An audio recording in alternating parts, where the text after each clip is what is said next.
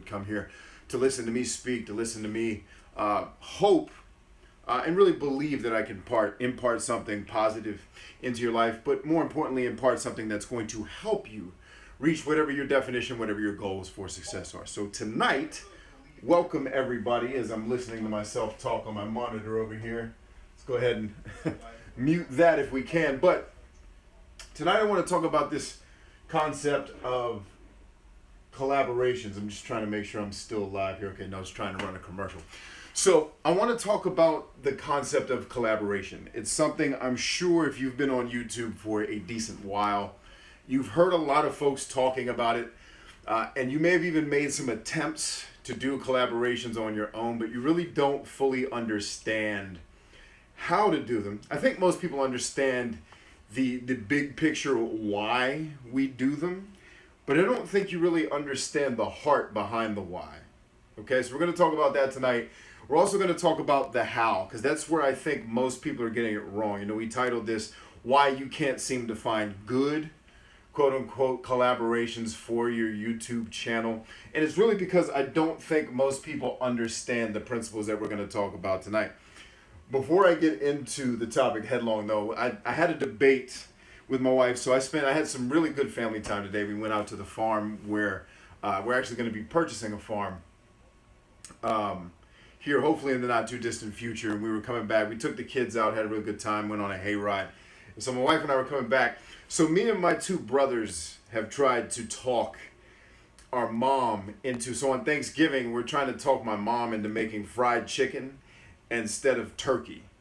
Okay? And so we basically told her, look, and nobody likes turkey. It's the bland, dry meat. We just make it because it's tradition, right?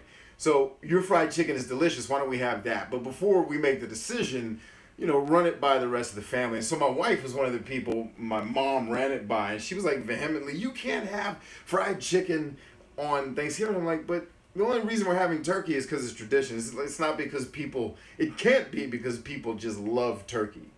It can't be.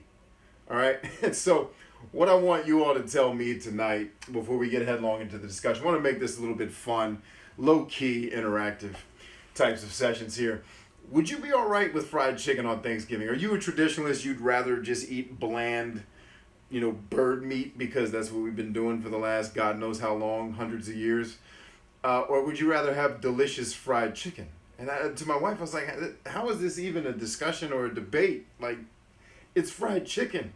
It's better than turkey in every sense of the word. But apparently my wife is a traditionalist who has some emotional attachment to doing things the way we've been doing them for 100 years. Personally, I think it's insane. I could be wrong. I need you all to tell me.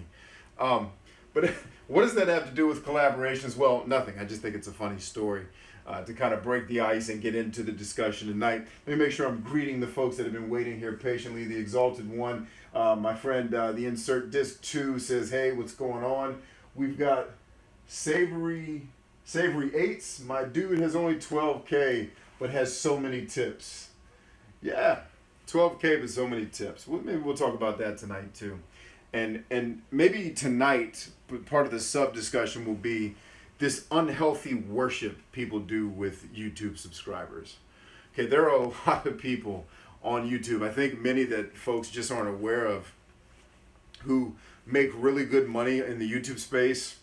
And part of it depends on what your goals are. Like for me, my goals on YouTube, at least for this channel, aren't to, you know, necessarily have millions of subscribers. I have a much different mission, but there's people out there making really, really good money, and they couldn't care less about their subs. Not the people who are subscribing, but they couldn't care less about the sub numbers because they understand how to feed YouTube content that gets them the viewership necessary for them to earn the money that they want to earn. So maybe we'll talk a little bit about this unhealthy worship of subscribers, because really subscribers do serve one very good fundamental purpose. One, they help, a couple purposes. They help your people stay in touch with you and stay connected to what you're doing. But in terms of viewership, they help you in the early stages of a video release. They help you get a lot more viewership and watch time, which then helps your video perform better in search. But other than that, I mean, the smartest people I've ever been coached by on YouTube have always said, I would take one active subscriber over 100 or 1,000 people that are just here. And I found that to be true, you know, with my audience. I've been very appreciative of the level of activity that we've had here, despite the fact that some people think I should have more, should have less. Frankly, I don't track it every day, because what we're able to do here, what we're able to build, and how we're able to help people is not really affected by me worshiping that number. But anyway, we came here to talk about collabs, so let's do it. One of the fundamental things that I think most people get wrong when it comes to collaborations is basically they do it upside down. Now, why do we do collaborations? Well, I think the why is very simple. At least, and part of this I will say is YouTube's fault. Take that with a grain of salt. But I think part of why people are getting collaborations wrong is the way YouTube has encouraged, because I've sat in meetings with people that work at YouTube, and when I hear them talk about collaborations, I'm like, I get what you're trying to help people accomplish, which is growth, but at the end of the day, what we're really trying to do here is build effective relationships. Okay, and YouTube is focused so heavily on the way it's, and I haven't looked at some of the newer trainings, maybe they've changed it a bit, but they focus so heavily on we have to get these collabs to help your channel grow. And it's like, well, we're missing some of the key ingredients. So what we've done is we've turned people loose with this. I need to hurry up and grow my channel, so I have to do collaborations. Let me go on Reddit or Twitter and other people's YouTube channels and just start begging people to collab with me. Right? That's a totally ineffective way for most people. I'm sure there's inevitably one person in the comments who's the exception to any rule you put out there, and then it's like, well, that worked for me, and it's like, that's great, but we never want to base our lives and our decisions around anomalies. We want to base it around good, solid science, good data, and good things good information that is actionable for the broad spectrum of people, not small individuals. Let's see, who else do we have here? A lot of people rate YouTube channels off of subscribers. Why do they do that? It's a great question. I think the reason why they do it is the same reason why the popular kids in high school are the popular kids, because a bunch of other people said they're popular. Kim Kardashian is famous because other famous people say she's famous. Why do people value subscribers? Because it's a number. It's like a rating of a video game. Well, I give, The Witcher 3 a 9 out of 10. It doesn't mean anything. It means that probably you can extract from that I had a great time playing the game. But at the end of the day, there is no inherent value in a channel that has 1 million subscribers or one that has 10. It's what you do with the subscribers. And when you're talking about running a YouTube channel to support your business, or maybe you're just an individual creator, entertainer, whatever the case may be, where you are trying to build an audience to help support what you're doing and then continue to give those people valuable content. The subscribers can certainly be important, but they can't just be like, if they're just it's like the price of an item. It's a myth. Like 12,000 subscribers, 1 million subscribers doesn't mean you're making $1 million. Like there's no monetary value that I can say, oh, this channel has 1 million subscribers. Clearly they're making $1 million a year. It's just not the way it works. With a very small number of subscribers, I am able to earn a very good amount of money every single month without having to work that hard. Why? Because I focus on giving a smaller audience very valuable information. Information that they're willing, some of it for free. Obviously, the things we do here, I've done probably over 100 hours of free content. But then I do the same thing with paid content that's targeted towards my audience and helping people solve specific problems with their channels, but also with their businesses. There's also a lot of life coaching wrapped up into the things that I do. And people are willing to pay a fee for that because they see value in it. So I don't need to go out, I don't need to go out and chase subscribers. I'm able to do what I do, focusing on just making one valuable video per week.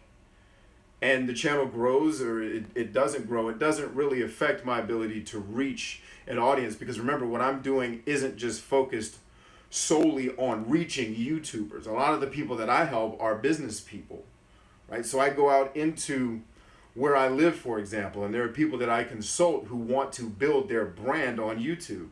And I'm teaching them how to take their business model and say, okay, this is what you do. This is the type of video content that can help you do what you're doing better, reach more people, You know, or reach the right people, not just reach more people, because I can reach 1 million people, but if I'm not reaching 1 million people that want what I'm talking about, then those 1 million people, what I'm doing is not valuable for them, and having them around is not valuable to me.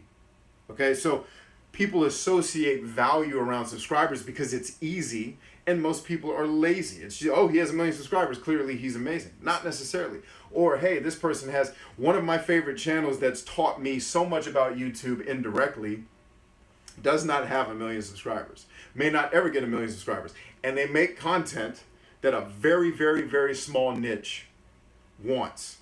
Very small niche, right?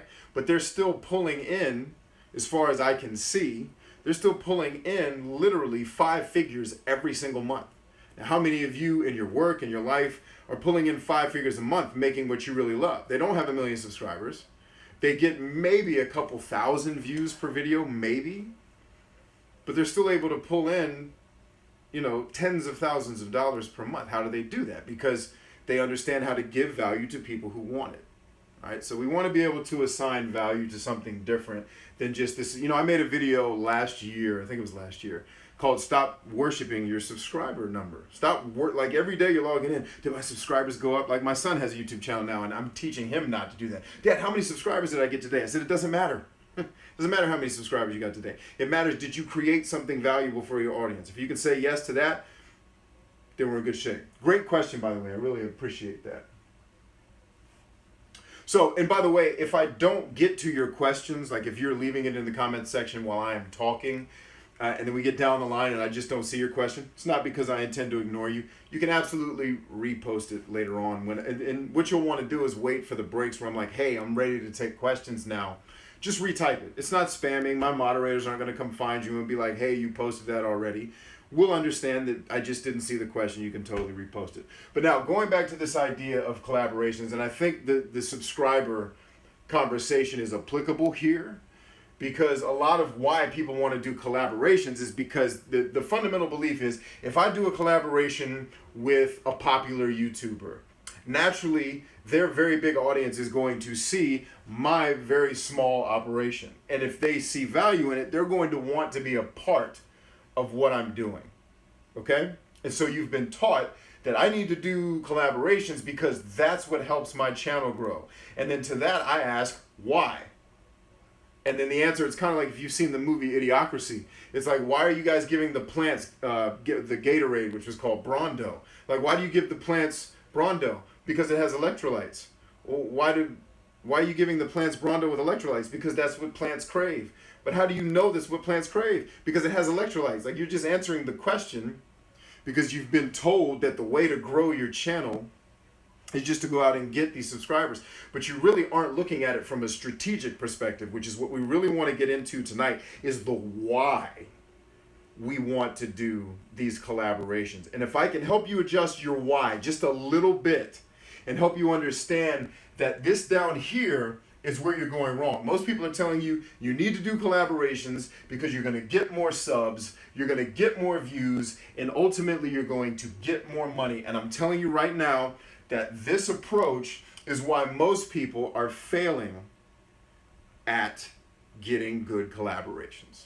Because they are putting, it's not that we don't want to do this, don't misunderstand me. Okay? It's not that we don't want more subs. It's not that we don't want more views. We want, the more we can get, the better. In my case, the more I can get with people who actually see value in what I do, the better. And that's going to become important here in a second.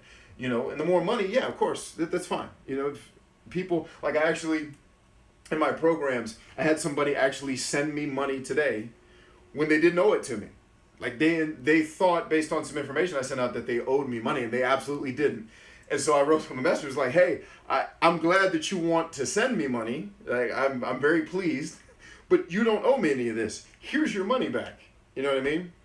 So I don't want to just get more money. I want to only get more money when I've given more value, or I've given you something that warrants money coming in.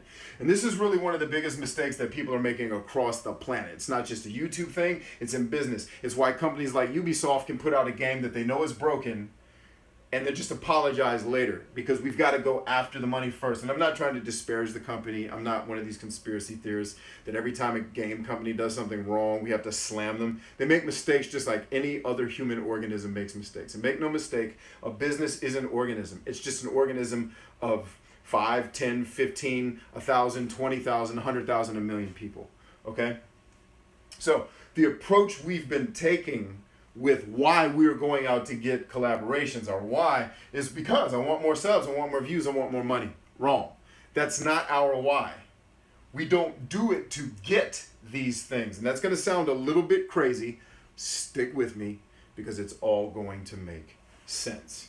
All right, so like I said, part of this is YouTube's fault, and I do believe that. I think it's because they've promoted the collaboration, and they've spent so, and I'm not saying they did it on purpose, okay? I'm not saying YouTube is misleading people. That would be idiotic.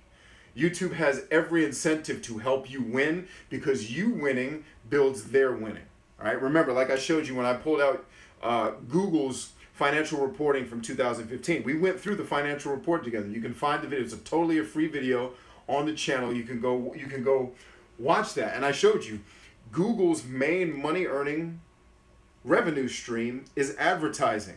They're not going to shank people intentionally when those people could potentially bring them more advertising. So understand that they're not maliciously misleading people. I just think they're focused, because again, what brings them empowerment are your growth. You making more money is them making more money. You getting more views is them making more money. You getting more subs may or may not equal them making more money. So they in their messaging have focused very heavily on, we need to get more subs, more views, blah, blah, blah. But they really haven't gotten to what we're going to talk about up here in blue. And that's really kind of the heart of what I want to get across to all of you tonight. Okay, so again, we do want to get more subs, we do want to get more views, we do want to get more money, theoretically, right? Good. But we're not going to do the collaboration with this being our intent. Okay? Instead of making this our intent, we're going to make this a result. Let me give you an example. You will hear people very often in the world say a phrase. I'm going to walk up here to the camera and adjust it on my camera stand here, if you guys don't mind. Very often in the world, you will hear people say, the purpose of a business is to make money. And that couldn't be further from the truth. When you read people like Peter Drucker and you understand the inner workings of business and why a business exists, you understand that making money is not the purpose of the business. What you begin to understand is, if you ever start a business, you run a business, if you want it to be ultimately successful, your purpose isn't to make money. Making money is the result of you doing something good for another person. Okay? Like if I went to somebody's house today, like like when I was a kid and I used to cut grass to earn money to buy video games. And I walk up to somebody's house and I'm like, hey, can I cut your grass because I want to make a lot of money?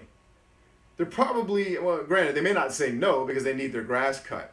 But if I walk up and I say, hey, I can offer you the best grass cutting experience in the neighborhood. Nobody has the equipment I have. Nobody can do it as well as me. I'm certified by the board of lawn cutters to come here and make your yard look like a golf course.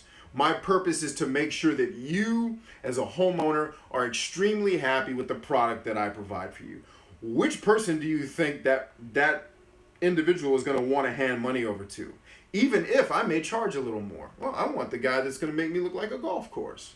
You know, and now if I'm strapped for cash and it's a money issue, maybe I choose the cheaper one. But the point is, the person whose purpose it is to make me happy, or to make me successful, or to make my life enriched, or to add value to me, is going to inspire me to hand over money a lot more quickly than the person who just walks up and says, hey, do you want to collaborate with me? Because I want to get more subs, more views, and more money. Now, you're never going to say that, I hope, to someone you don't know. But that's not your purpose. That's not your goal. This is the result of you having a proper purpose and a proper goal. Let's talk about what the proper goals are. First and foremost, the purpose of a collaboration on YouTube is the same as a collaboration in real life. It's to build relationships, to build friendships, to build partnerships. It's finding people that we can add value to. And not just add value to the individual creator that I'm collaborating with, but now I can add value to their audience. So inevitably, as your YouTube channel starts to grow, you're going to have people come up to you and say, hey, can we collab? And I'll ask people, why? Why do you want to collaborate with me? They have no answer. Sometimes they just don't even answer. It's like they must be spamming 100 channels a day. Like, will you collab? Will you collab? Hey, I thought we could do, like, it's so funny. I used to joke about this. People used to come, hey, can we do a collaboration on Grand Theft Auto 5? And I'm like, did you watch my series on Grand Theft Auto 5 and hear how much I absolutely hated the game? Because, like, why are you wanting to collaborate with me? Clearly, you don't want to collaborate with me. Because if you wanted to work with me, you'd know I hate this game. Why would I want to play it with you? There's no you're not adding any value to me. You're not working to build a relationship or a friendship or a partnership with me.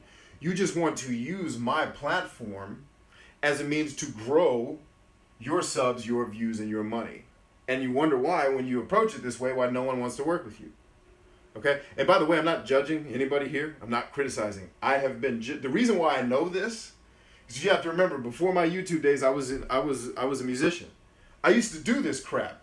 Like, I used to go up to bands who were friends of mine, be like, hey man, can I get 5 minutes on stage with you guys at the next show? And a lot of my friends were nice, but like, yeah man, you can come up on stage anytime. You know, but it's, sometimes they let me, sometimes they didn't. But think about how that sounds to them. Like, can I get up on stage with you just because getting up on stage with you is going to help people see me? But if I could have flipped that and said, hey look, I've got a ton of material. I've been killing it as an opening act for the last 10 years. Okay, I do my own promotion, I do my own marketing, and I guarantee you I can bring 200 additional heads into this club to see you all perform if you let me get on stage for just 5 minutes. 200 additional heads means more people are spending money at the door. It means more people are spending money at the bar. It means the promoter's making more money, which means the band has the opportunity to make more money. Which artist do you think they're going to want to work with? The kid that just runs up every day, yo, can I get some stage time with you? Yo, I'm trying to build my brand. Or, look, I've been hustling and grinding and I know what I'm doing. I do need a shot. I do need your help. We're not lying about that. I do have a selfish interest in this partnership. I do. You don't have to lie about that, but you also have to bring, what do I bring to the table that's going to incentivize someone else to want to allow me to work with them? It needs to be a mutual benefit. And that's what so many people, at least the ones that I come across, you have no desire to have a mutual benefit. You just see a channel that's bigger than you. You heard YouTube and a bunch of other people tell you, oh, you need to do collaborations. And now you're just begging everyone, please, let's do a Minecraft show together. Please, let's do a Grand Theft Auto 5 show together. Why? It's not going to benefit either one of us. What can I add to you? Because my audience, just having you on a show doesn't mean my audience is going to go chase you down. You know, what are the long-term relationships that we're building here? And more importantly, what about the friendship? What about, I want to collaborate with a person because I like them. I'd like to spend time with them. I'd like to get to know them. I'd like to add value to their life just because we did something together. It doesn't just have to be about the end game. It could just be about me and this person have a lot of similarities. We're like-minded. I think working together is great because together, both of our audiences are going to benefit from what we have to say. Remember, it's not just the value I can add to the creators, the value, what can I add to their audience? So when you go to another channel and you want to collaborate, are you looking at who their audience is? Are you looking at the type of content that they're creating and figuring out, okay, not just the content they're creating, but are you like-minded? When you come to a channel to ask somebody to collaborate on a game they hate, you clearly have only selfish motives, right? You clearly are just one of the, let me grow my subs, my views, and my money because I got a shot on some bigger person's channel. And that's why you can't get, and even if they let you collab with them, it's not going to be effective. Right? So, when you're thinking about collaborations, you also have to think long term. You have to think about if you really want to benefit from access to a bigger audience than yours, or just a different audience. You don't necessarily have to collaborate with someone who's bigger than you are. It may benefit you to collaborate with someone smaller than you, because they may have access to an audience that you don't have access to. And if it's an audience that can benefit from what you have to say, then that can be a good thing. All right, so remember, The why we do collaborations is not to get more subs, more views, and more money. Okay? The results of doing good collaboration will be more subs, more views, and more money. And I've got the analytics to prove that collaborations, when done properly, will get you all three of these in spades. Okay? I've done some very strategic, well-placed collaborations that have led to the whole reason why this channel exists. Many of you are here because of that collaboration. And of course, you know I'm talking about Tim Schmoyer. Let me fix this camera. So you guys can go ahead and leave me some comments in the comment section while I'm fixing this horrible camera situation that we've got tonight. See if we can get that to do what it's supposed to. Either that, well, it'll be good enough. We'll just look like we're filming a 1960s Batman show. Why not? It's YouTube, man. Let's have fun with it. So, the purpose: building relationships, building friendships, building partnerships. All right? This should be a personal thing. This shouldn't just be a business transaction. Okay? I'm going to collaborate with Drake on my next album because Drake will, you know, increase my music sales, etc., etc., etc. That's a result, and that's fine to have that as a result. But I want to collaborate with Drake because I think our music is, and I'm just using Drake as an example. I have no intent. I have no interest in collaborating with Drake. I don't really do music anymore, at least not performance. And so, but the point is, I want to collaborate with Drake because I love his music. I think my music is a good fit for him. I think I can bring some dynamics to his audience that he doesn't. There's something I do that he doesn't. There's something I know that he doesn't. There's something on your DIY channel, or maybe even some of you who are running small businesses who want to build your YouTube presence. Maybe you start to collaborate with creators. Why? Because you can bring an audience. Let's say you own a small, business that provides, you know, you're a smaller business that sells textiles, right? So you're helping people do work within their homes to do at-home construction projects. And then you find a DIY person on YouTube that has a pretty decent audience. And both of you come together and say, look, I have access to, you know, this is what I sell to my target audience that helps them do their DIY projects. I think we could have a great marriage because now the products I'm selling are to people who want to do what you're teaching them how to do. So now I'm bringing an audience of people that are going to buy my product, and then they're going to come watch you actually install it so they can learn how to install it properly. Win-win. And then the DIY person can say, well, that's great because not only can I make videos, you know, in collaboration with you to reach your audience, but I can bring my audience of folks that are learning from me to come shop at your textile store.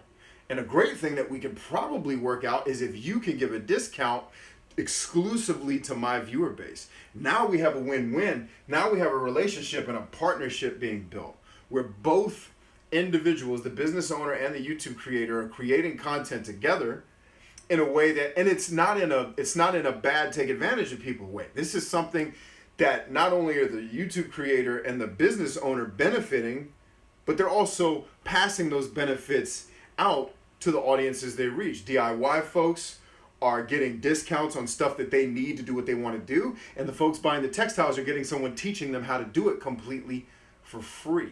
That's a win-win for everybody involved. It's not just chasing money, subs, and views. It's actually wanting to work and partner with somebody where we can add value to the creator and the audience. That is the why, okay? The other thing I've got here is wanting to create something that you can't do alone. And that last example is a perfect way to illustrate. Alone, the textile person may not have time to go out and film videos, but they can go to the DIY person and say, hey, look here. Can you shoot a video that's teaching people how to refinish an old school, antique, wooden high chair for a baby? Because, you know, in my store, I'm going to be selling, you know, I'm going to be doing a lot of that type of work, but I have a lot of folks that may not want to pay me to do it. They may just want to buy the parts they need from me to go do it. And if you can show them how to do it, etc., etc. That's probably very specific and unlikely to happen. But I just say it to illustrate the point. Start finding the places where you can build. Remember, collaborations are about relationships. Every single person, almost every single person that I have collaborated with, I am still very good friends with. Okay, these are people that I talk to outside of YouTube. These are people whom I have conversations with that have nothing to do with YouTube. We talk about our lives, what's going on with our families, and things of that nature. So these are relationships and friendships that I have built, that we have built, because obviously I didn't build it alone. Did we add value to each other's audiences and to each other? Sure. But at the end of the day, the purpose for us getting together was that we had something to add to one another that was beneficial to our lives. And then we created something that we probably couldn't have made alone. Okay? And then we got more. And it's funny how when you do all of this right, you get more subs, you get more views, and you get more money. Okay? So in no way, shape, or form am I saying that getting these things is bad. I don't want you to misunderstand me.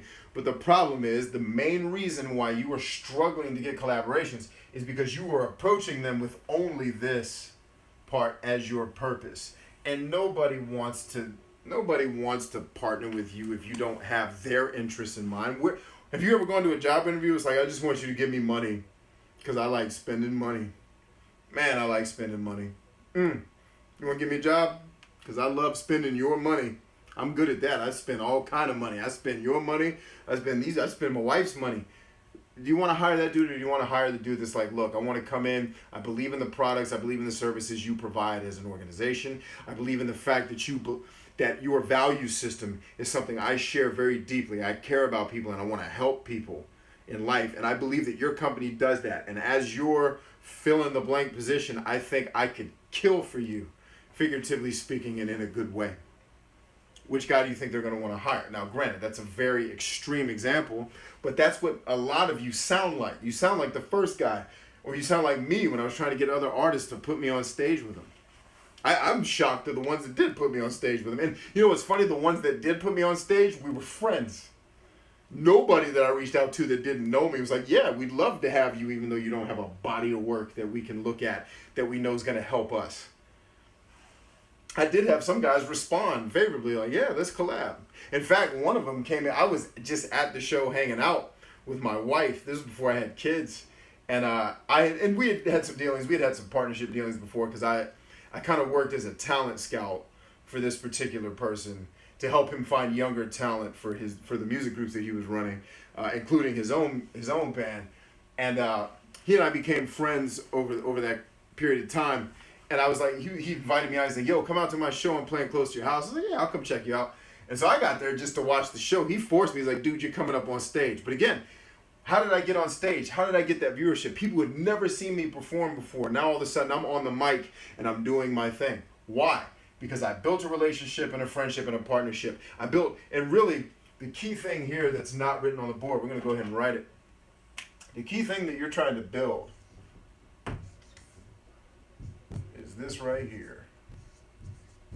It's trust. All right? I had built trust with him. I had come through on the things that I promised him to do. So it wasn't completely me running up to him and asking him to get me on stage. But there were people I did that to, and they were nice. None of them were like, dude, get out of my face. No, you can't come on stage with me. They were just kind of, yeah, we should do that sometime, man. Bet. You know, I can't imagine how many hundreds of guys just like me ran up to those dudes like, please let me get on stage. I promise I've got good material. I just need an opportunity. If you had great material, you'd make an opportunity for yourself. And that's one of the things I have to coach YouTubers on too, is you're waiting for this opportunity for your amazing work to get discovered. It's not going to happen. You have to go out and get it discovered. And you don't get it discovered by behaving like these people down here or shoving it down people's throats on Reddit. You get it in front of people by understanding what people want, creating it, and then building a plan and a strategy around how you're going to get it in front of people organically. One of the things we teach very heavily in the Ninja Academy is how do you do that exactly? What are not just the tactics we use to make it work? What is the strategy we build around to make sure not only does it work, but it works in a way that serves our audience and serves us? And at the end of the day, our audience is what matters. Not me, not my collaborator friends, not my collaborator friend. What matters at the end of the day is these folks right here. You on the other end of the camera. You're the ones who matter in this equation. If we are not giving you something of value, this is all for naught. Because not a dollar is going to get spent, not a view is going to get given, and not a subscribe is going to be rendered until you understand how to give people something of value. Okay? Let's take some questions. I'm going to start at the top here. We got... Dear Gamer says, I have a Let's Play channel which the focus is for people to hang out the playthrough of the game. My retention is 5 minutes, but my videos are normally longer. Okay? Guardian Soulblade says, read it ASAP. It'll change your YouTube life. I assume you're talking about a book there. Jay Aquino says, can anyone comment on how easy it would be for a new channel to get into collabs? Okay, so it's as easy as you figuring out how you build relationships, friendships, and partnerships, and how you can add value to another person. Like, this is the thing I don't understand. Like, there's not much difference between doing collabs and making friends in the real world. It's not, there's really no difference. It's, why would someone want to hang, like, if you run up to someone, hey man, look, can we hang out sometime? Because, you know, if I hang out with you, I'll get more girls and more attention and more popularity. Do you really want to hang out with that dude? Or female? No, you don't. You want to hang out with a dude that's cool to be around, that thinks like you think, that talks like you talk. To a certain degree, you want to have some variety in your life. But it's just like making friends, man. This stuff isn't hard. Like, the stuff that I'm coaching you on, let me back that up. The stuff that I'm coaching on, this is not complicated. It's just not easy. All right? Do you understand the difference? You guys got, like, nod for me. Just type nod in the comment section if you feel me on that. Like, do you understand that the things that make YouTube or business or anything work, the principles don't really change? What makes me a great football player is the same thing that makes me a good combatant commander in war. It's the same thing that makes me a good CEO of a company. The principles don't change. The principles are not complicated.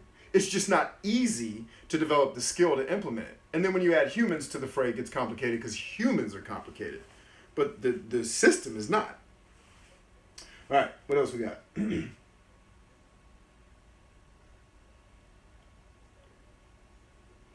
All right. Spirit Point says, which book, Tech Bandit? Oh, going too fast. I missed that question.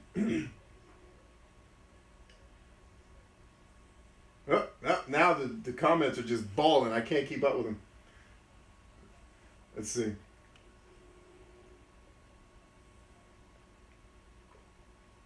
All right. Some of you are going to have to retype your questions because people are typing way too fast for me to keep up.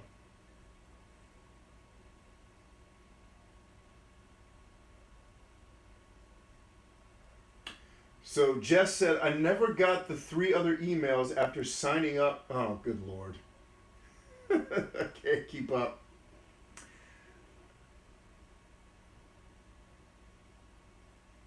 I've done 2 collabs and my only issue with them is Skype lag. Okay, good. Don Murray says, yo, B, hope you're doing good. I'll be lurking, taking it all in tonight. Keep up the good work. Thank you. Good to see you. Skype lag is annoying. Discord is handy for that. Love Discord. Handy. Nod. Okay, everybody's nodding. Excellent. Nod, says Galactic HQ. The Polite Canuck, we have a friend from Canada. Hello. Says, a lot of your lessons seem to be, don't forget to keep your humanity. Yeah, dude. Like, or I'm sorry, you may not be a dude. Yeah, the businesses that win in the end, the people who win in the end, are ones that don't forget that other human beings are the ones that make them successful. It's that simple, man. I'm really getting annoyed by my camera stand here. Let me see what we can do. Because it's funny, we look like we're on a Batman show. It's like Bush League, man. Let's see if we can get this squared away. And like my real hope here is just not to make it worse. So, and I'm getting ready to order a new one of these because we got some issues with the way it actually handles my phone. All right, hopefully that's a little bit better. I'm not going to keep messing with it because I'm afraid we're going to make it worse. Actually, you know what? Here, it's a simple fix. Here we go. Game time. Watch out now. Bam. Problem solved. But yeah, so the folks that really, really win in the end are the ones that remember that it's the other people around them that make them successful. You know, that was something that I learned in the military. Like, I learned it in life. I had a lot of coaches. I played team sports, and you just learn. Like, football is one of the best things I can recommend for people to get life lessons, because it's the one sport, and not that other sports don't have this issue, but it's the one sport that if your team is not in sync, like, you watch basketball and you'll see LeBron James score 7,000 points and he carries his team. That's not going to happen in football. Like, your team has to be there if you want to win. And when you're on the field and your team is all in sync, you get it done. You win. When you're not, you know, it's not the sport where one guy can usually just carry you to the promised land. Everyone has to be working together. And so what you realize is that if I'm going to be a great, you know, I played wide receiver and defensive back mostly, and I played a little bit of linebacker here and there, but not, you know, on like special plays. It wasn't like I was a linebacker. And the thing you learn is I'm depending upon my defensive end to either get to the quarterback or at least hurry him up a little bit so I don't have to stay in coverage for so long. And if that doesn't happen, that means my coverage better be tight. All right? And so, or if nobody pressures the quarterback and he has all night to throw, I can't cover this guy forever. So if we don't at least have some mutual success looking out for one another, we can't win as a team. And that's what I think a lot of individuals and a lot of businesses forget, is they think, you know, especially people that get some success early, like, oh, I can just do this. I can take advantage of people. You can't do it and keep winning. You can't do that. So, and that is something I take very seriously. I work very hard to make sure that the things that I create and the things that I'm giving to people are worth way more than I ever asked for in return. Right? So I just think that's the way everybody should think. I think if we all thought like that, we wouldn't have a lot of the issues we have. We wouldn't have the scarcity. Anyway, I didn't mean to derail for that, but that was a great comment. It's great for setting up small communities. Well, okay, let's see. What would be the right way to approach a collab? So everything that I just said, I imagine you probably came to the show late, but the short version of the story is getting collaborations is really no different than making friends. You know, and when you're friends with somebody, you get some benefits out of the friendship, and they get some benefits out of the friendship. It's not really more complicated than that. The problem is, most people have been told that the reason why you have friendships, or in this case, collaborations, is that you want to get more subs, more views, and more money. So you're approaching it with you think it's mandatory for you to do a collab for you to get to whatever your magic subscriber dream is. And, you know, we talked about in the beginning of the video, stop worshiping, like, get out of the subscriber box. Like, it's become such an insane obsession for people that you have to have a certain amount of subscribers to have clout, and it's nonsense. Like, I'll tell you, one of my coaches, and it was funny because when he said it, I kind of chuckled, not at him, but just I chuckled at what YouTube people would have said if they heard him say it, because they would have said it in ignorance. And so he was making this comment about a video he did with another guy, got 6,000 views to an audience, and to him that was a big deal. Now, here's what I want you to keep in mind. Everyone's probably like, 6,000 views, that's nothing. Yeah, sure, it's nothing. But when 6,000, like, this dude is on his way to be a billionaire. Dude, are you hearing that? That's $1,000 million in worth, okay? That means he's going to have made $1 million over 1,000 times. Most people just try to make $1 million in their lifetime, right? That means he would have made over $1 million 1,000 times. And so the point he was making was he applied some principles in marketing that helped him get to that number. Now, a YouTuber would be like, that's stupid because Gangnam Style did 2 billion views, or PewDiePie did 20 million views, or et cetera, et cetera, et cetera. But what you don't realize is he doesn't care about the fact that I have more subscribers than he does. Because what he is doing with his subscribers is making him millions of dollars. And not on fluff, not on taking advantage of people. Okay? This is a man who literally, when I hired him to coach me, it was after he coached me for free. A lot like what I do here. You know, I do a lot of free coaching, and then I have the paid coaching, which is where we earn the money to keep the program going, right? Makes sense to most people. I went to one of his free coachings, okay? It was 10 hours long. 10 hours long. Now, it was only scheduled, by the way, to be 8 hours. He took an additional 2 hours because he just wasn't satisfied with the amount of information he gave us. He taught me more about marketing in our first meetup than I had probably learned the 4 to 5 years prior to that 10-hour coaching session. So what do you think I'm going to do when he asks for my money?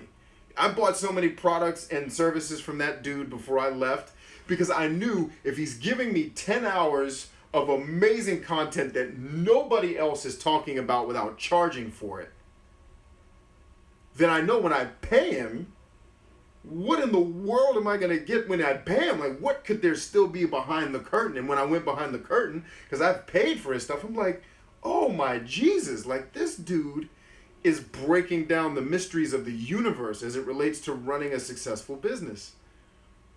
And it's the same principle. Like, you want that to be your legacy and your pedigree, which is, look at how much he's giving.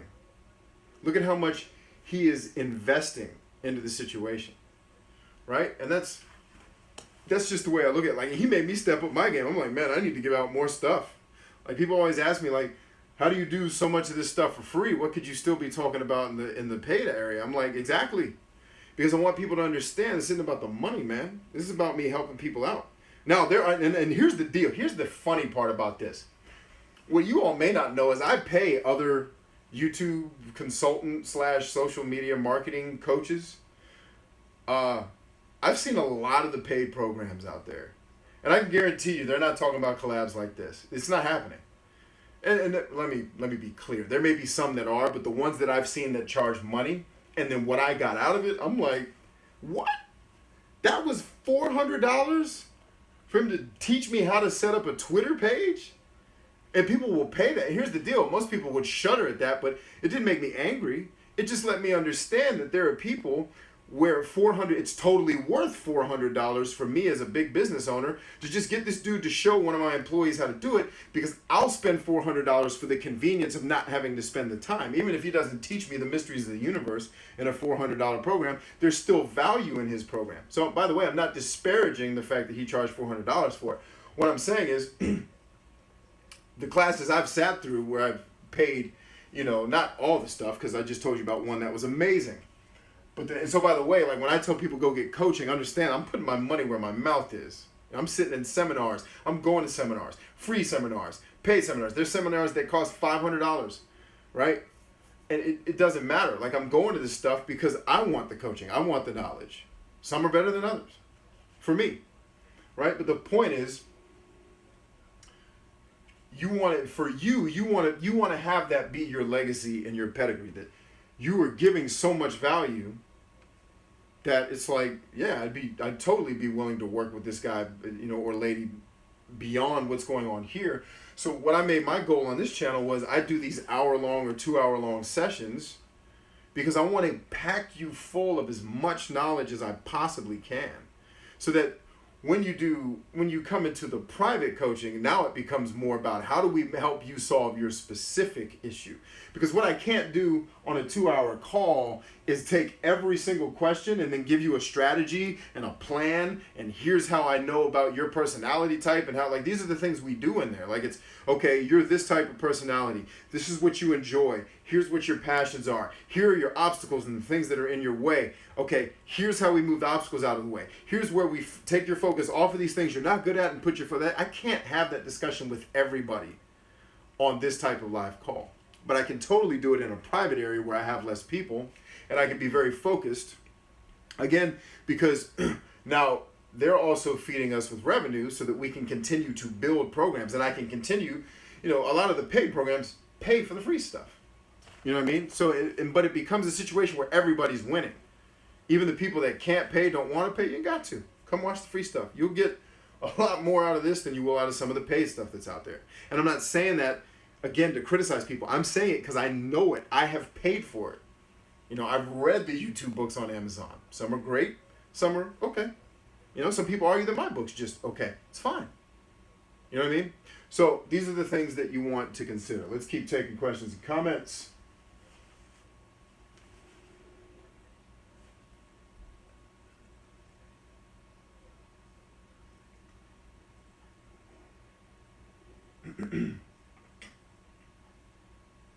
So somebody was saying that they signed up for my mailing list and they didn't actually get the emails. I want to get that fixed. I'm concerned that you got one. It seemed like you got one of the emails and then you didn't get the rest of them. That bothers me. I want to make sure we get it right. So Galactic HQ says I'm an ESTJ. Excellent. Okay.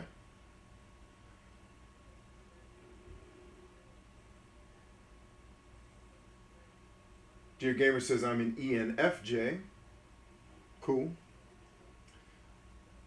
So Siroth says I make gaming content. If anyone is interested in a collab, PM me. So let's take that comment and apply it to what we're talking about tonight. And so I'm not going to pick on Siroth because I don't think he or she is necessarily trying to do this the wrong way. But that's an example of something that's not really going to inspire anybody to want to be a part of what he's doing.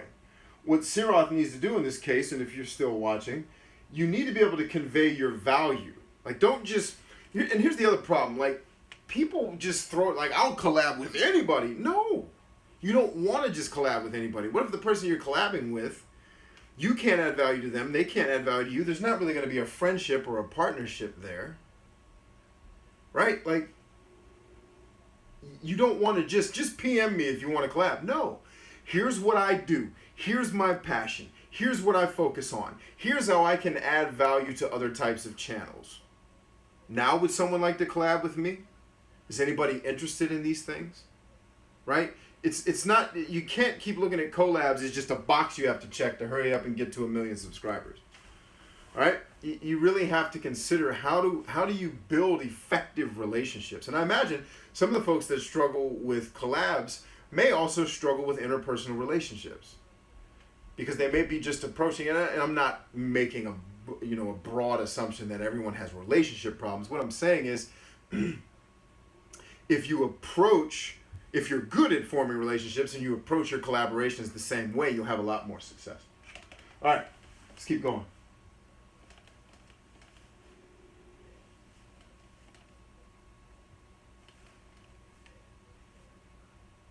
What do I think of YouTube trailers? Be more specific. What do you mean by YouTube trailers? I can take that a lot of different ways. Also received the ebook. Okay, cool. Yeah, there's a bunch of people that didn't get the ebook, and in fact, I'll explain exactly why it happened. So the way the emails were set up, the ebook went out in the second email. That confused a bunch of people. Like, wait a minute, I signed up for a mailing list. Why am I waiting until the second email? And so the way it was set up before, there used to be an explanation. When you join, I'm going to send you an email that gives you a little bit of my story. Then in the second email, I'm actually going to give you the ebook, because then it's going to be tied to my story, tell you more of my story and how I lost and how I won. There was a system to it. But after the collaboration with Tim and thousands of people came in, and wanted the ebook, they were like, why am I not getting the ebook? And I'm like, I need to switch it so that the ebook goes out in the first email. But the problem is the people that joined the mailing list before I made that switch were now getting ready to get the second email, and so now the book was in the first email, and now they're getting the second email with no book, and they're like, what the heck? So I just eventually sent out a link like, here's the book. Sorry. It was me trying to get ahead of thousands of people showing up and wondering what the heck's going on. So it was me trying to do the right thing. It confused a lot of folks. So I was just like, not only does it go out in the first email, now I'm just going to send the book to the entire mailing list just to make sure that everybody has it. And unfortunately that means a bunch of people that already had it got a second email from me, but I thought it was worth potentially inconveniencing them just a little bit to make sure all of our new family members are taken care of. It's the way I roll. So anyway, just in case you're wondering why we're having that conversation.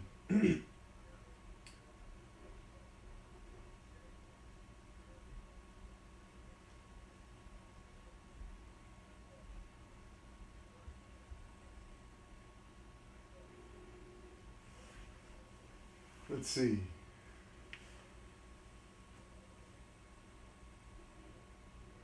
So again, Rockman asks, what do I think of YouTube trailers? And I'm asking to be more specific.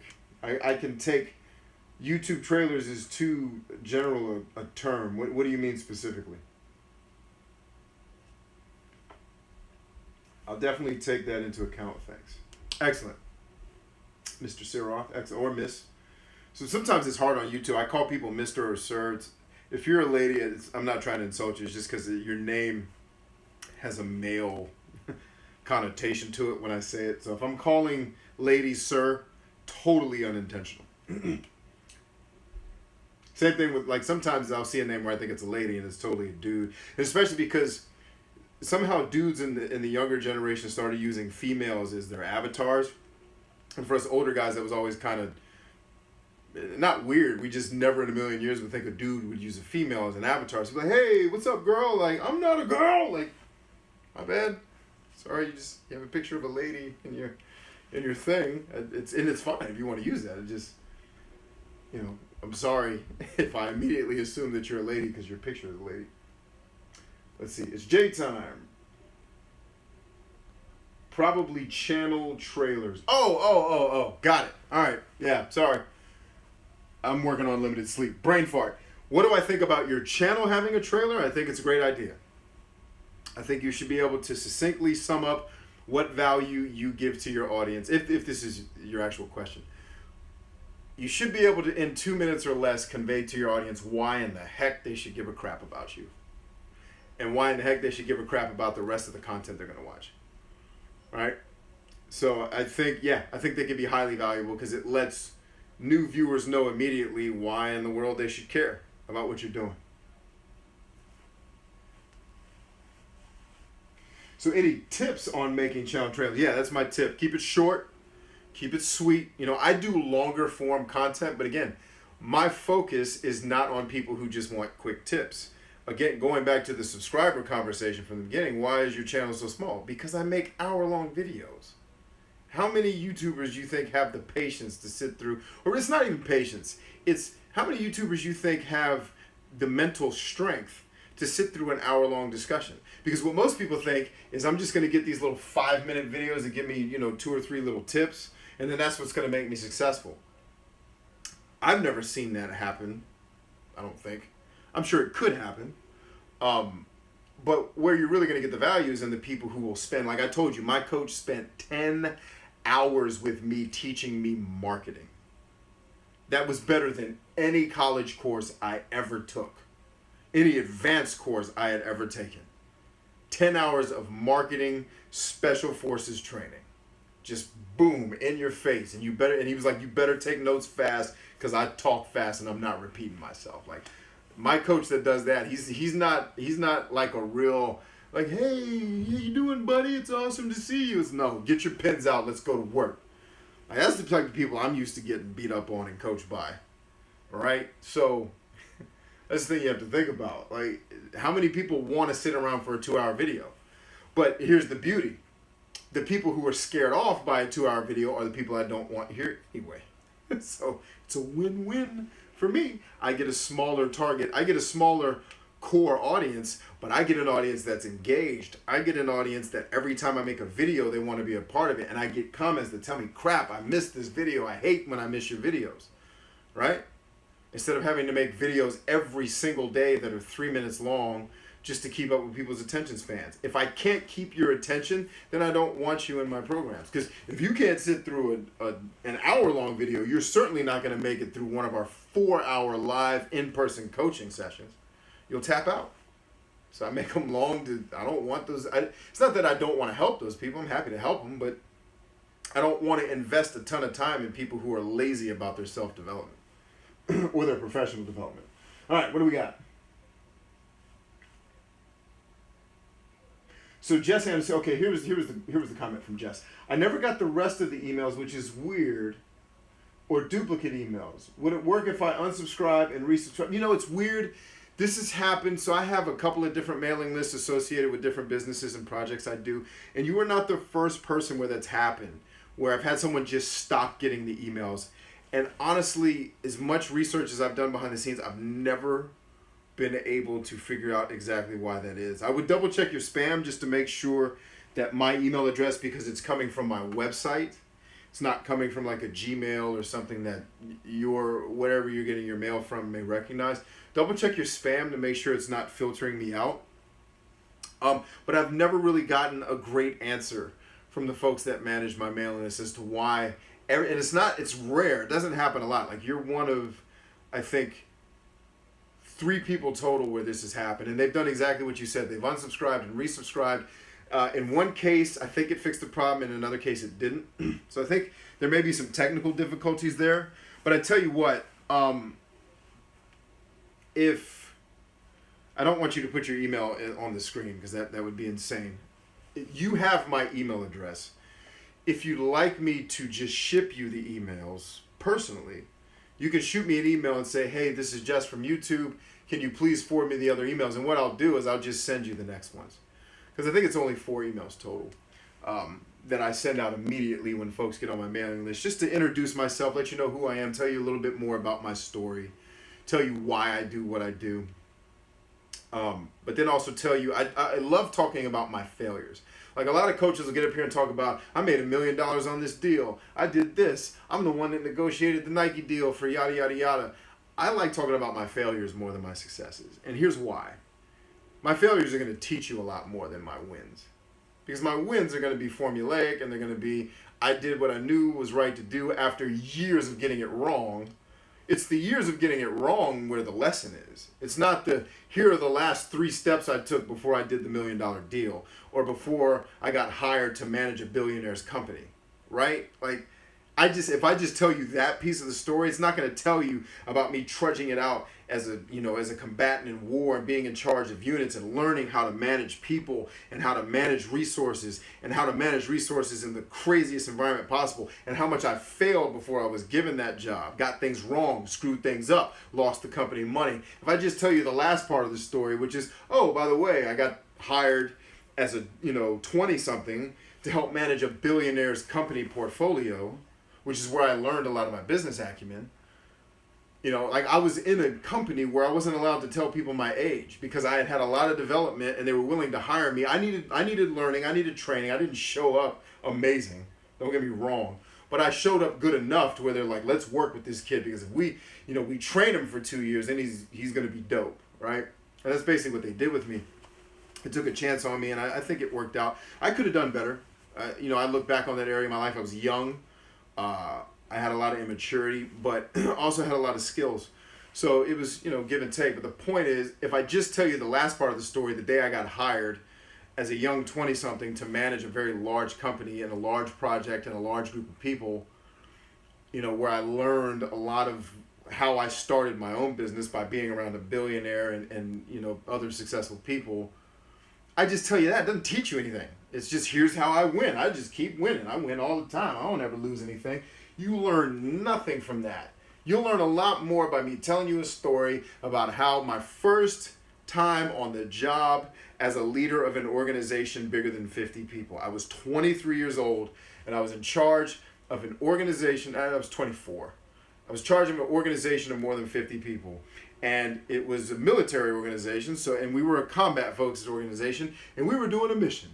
And we messed the mission up, and not only did we do that, I did a highly unsafe practice that hadn't been used since like Vietnam to try to fix this issue, to the point where my boss's boss came down to talk to me about never do that again, because you just cost the company thousands of dollars and you could have hurt lots of people off that stupid mistake you made.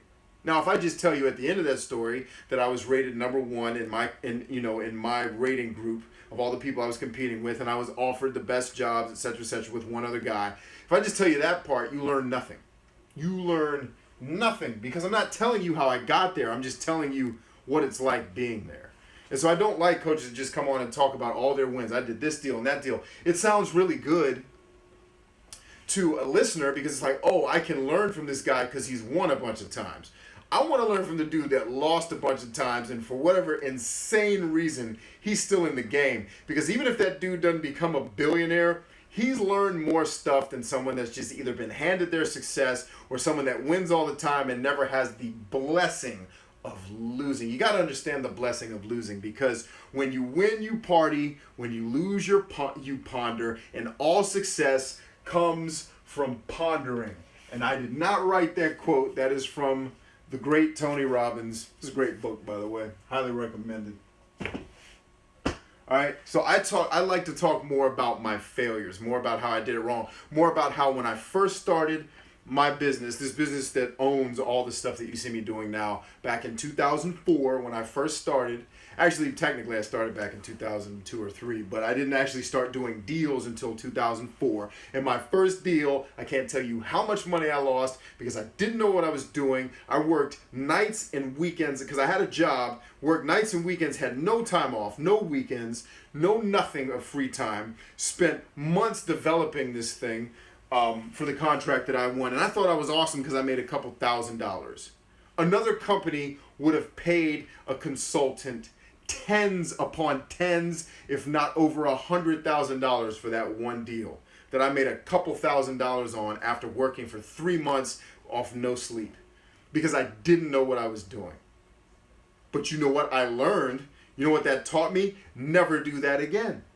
And go get someone that knows what they're doing that can show you the ropes.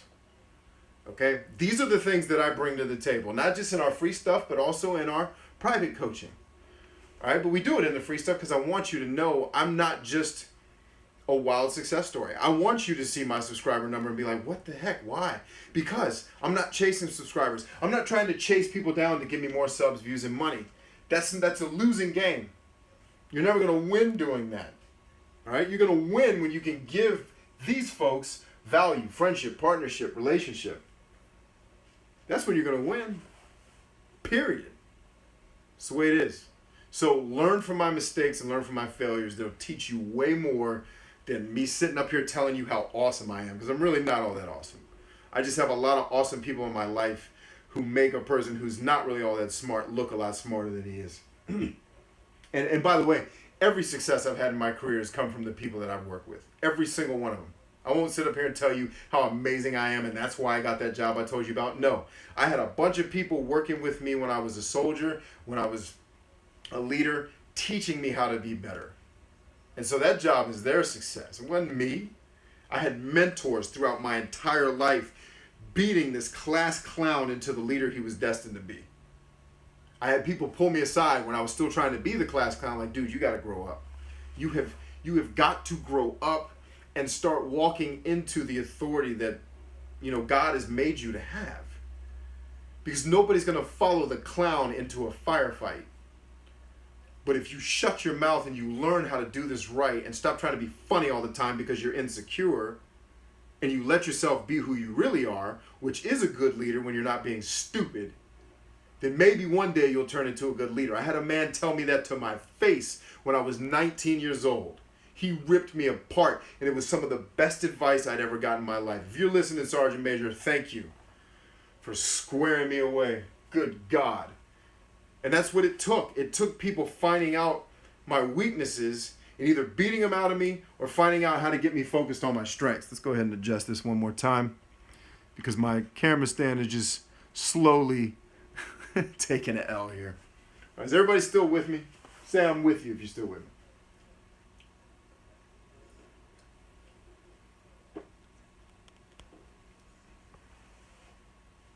Jay Aquino says, it is why I was... Okay, so I was in finance that all the coaches told me all their successes, but never the failures that got them there, so I wouldn't do them. Right, exactly.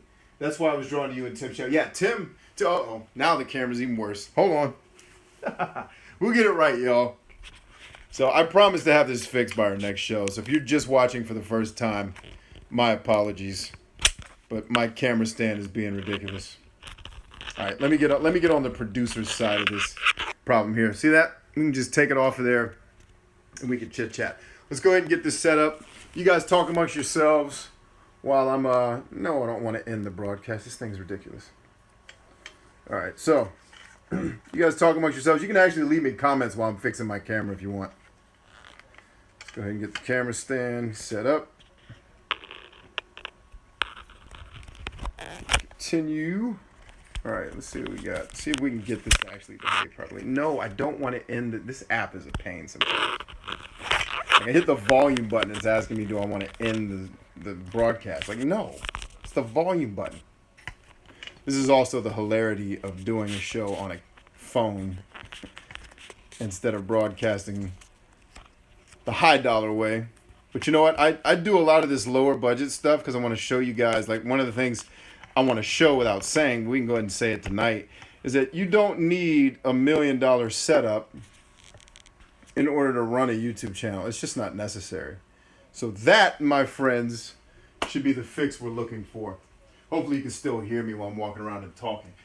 Let's continue taking comments. I don't know where I just put my water. That's okay. Guardian Soulblade says, I got the best comment ever. One user was slack-jawed that I've been on YouTube for 8 years and that I'm so small and that I make daily content and I have a passion for what I do. Right on. Everyone's still with us. Excellent.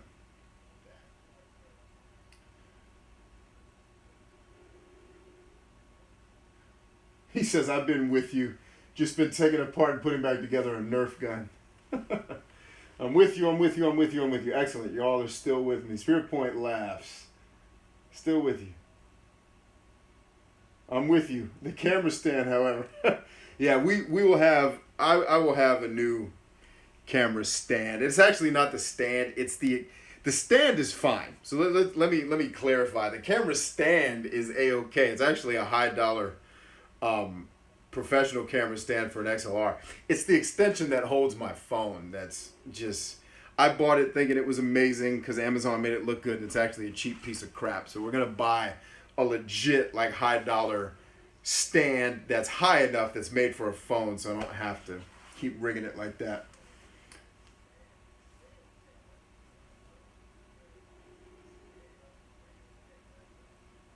Spirit Point says now he's like Ty Lopez. Yeah, he's actually one of the people that's taught me a lot too. He's a really good dude.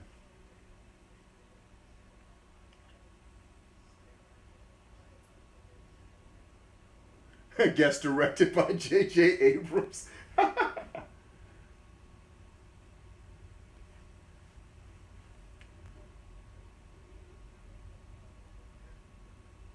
Okay, so let's take Tech Bandit's comment here and see if we can turn that. So when I pick you guys out of the crowd, it's not to criticize you, it's to help you, okay? So Tech Bandit uses this comment. It says, I'm looking to do collabs at some point.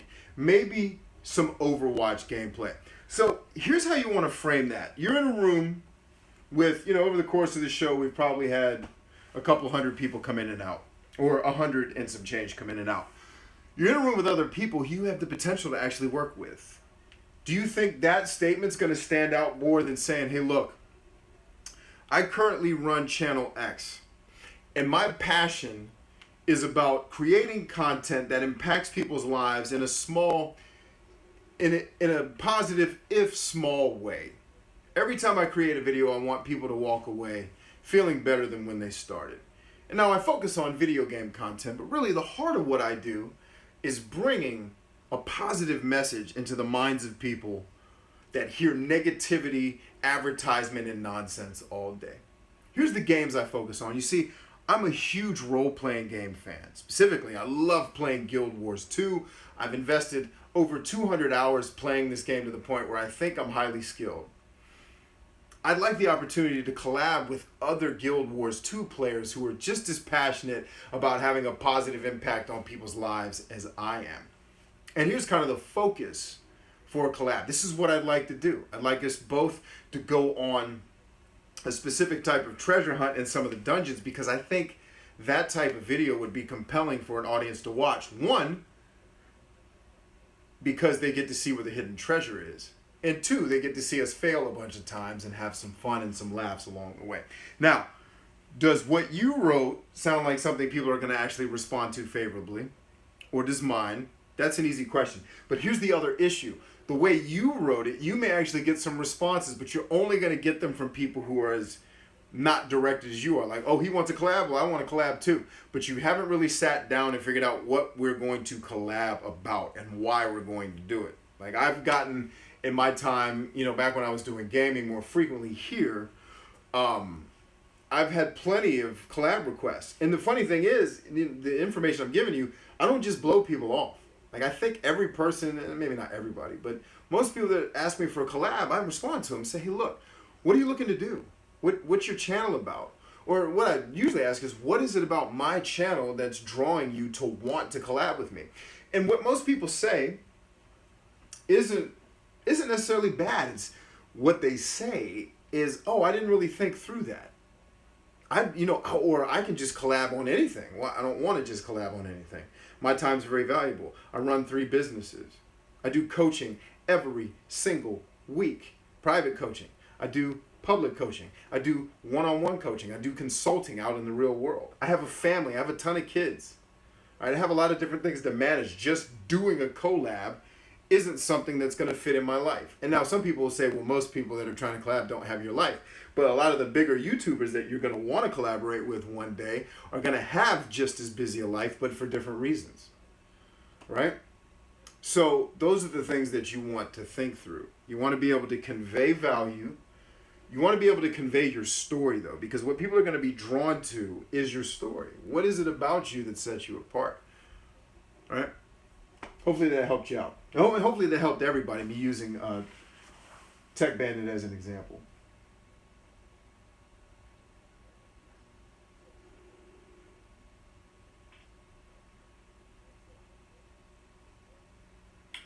Jessan says, I see some YouTubers doing collabs, and it feels more like advertising for growth than having passion. Yeah, absolutely. Absolutely.